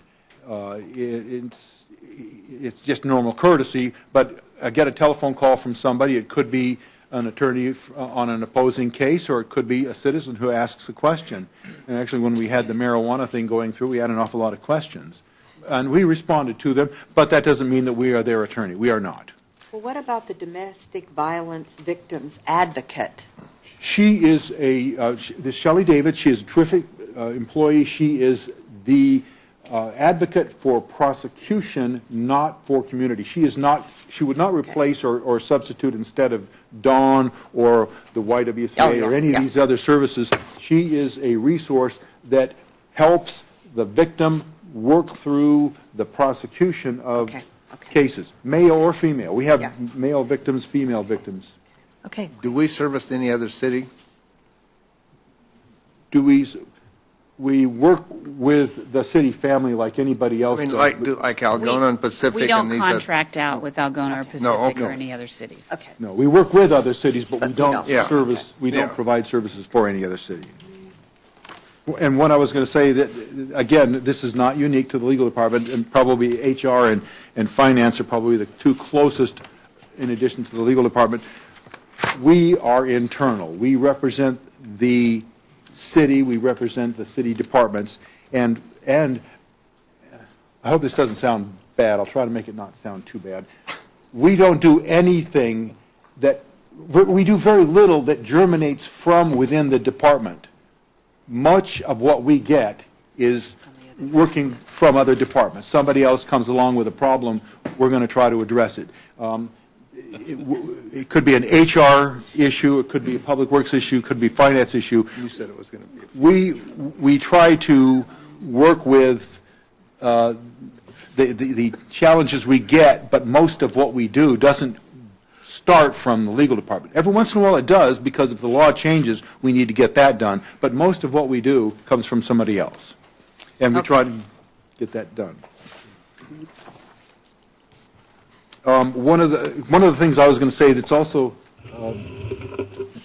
some of the costs that we have in our department, we have no control over at all. The city clerks, for instance, have to pay for the publication costs, the newspaper ads that we put in to publish our ordinances. We have no control. Well, we actually have control, I suppose, if we didn't pass ordinances, but that would not be good either. Similar to most departments, there are certain costs that we don't have a germane amount of control over. Right, and one of them that's a very big cost that comes out of our department is voter costs. That is completely, that may have nothing to do with the city, because the ballot measures may be just happen to have city voters. There may be no city ballot measure on the vote, but we still have to pay the county for those costs. So those are costs that are built into ours, and we have to do it. We don't have a choice. That's what the county requires us to do. Other than that, for instance, one of the things that I would say different than perhaps some other departments is we have continuing legal education that must be done, or else we cannot practice law. So that's another cost that comes into play. Not a real big cost, but it's a cost. Other than that, other things that we don't have the big bells and whistle items. We don't have large pieces of equipment. We don't have large property interests and things like that. So most of the costs for this department is personnel. And Okay, let's get to the budget. okay.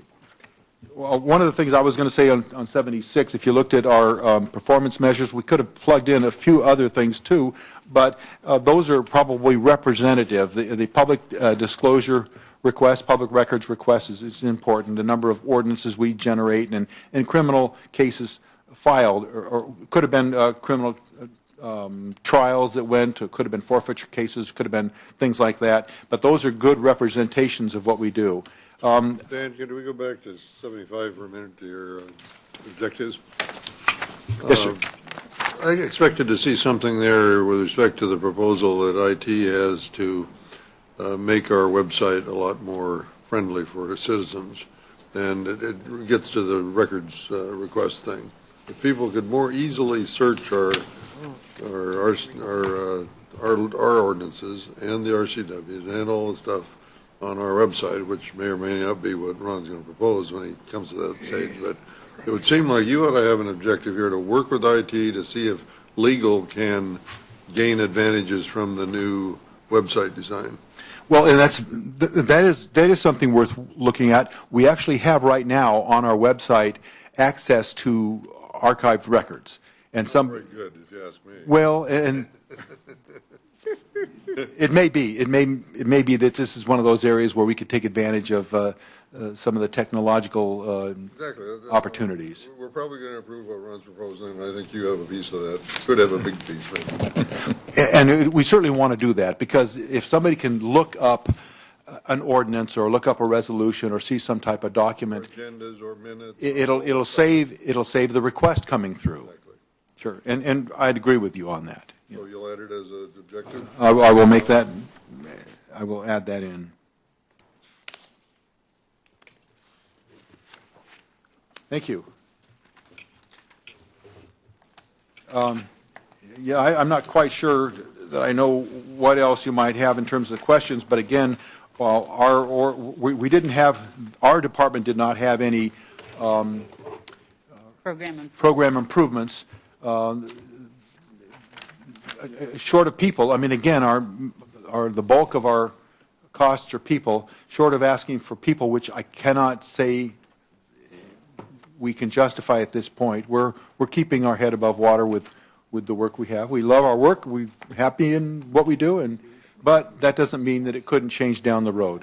I have a question on page 79 to move along a little. I noticed that the voter registration costs went from 2014, 75,000 to 150,000 in 2015. Can you give me a little explanation on why it's gone up so much?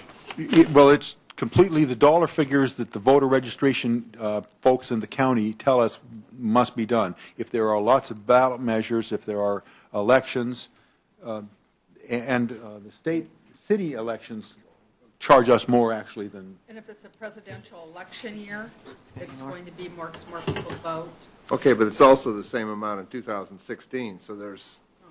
2016 would be a presidential election. Yeah, but what about 2015? Well,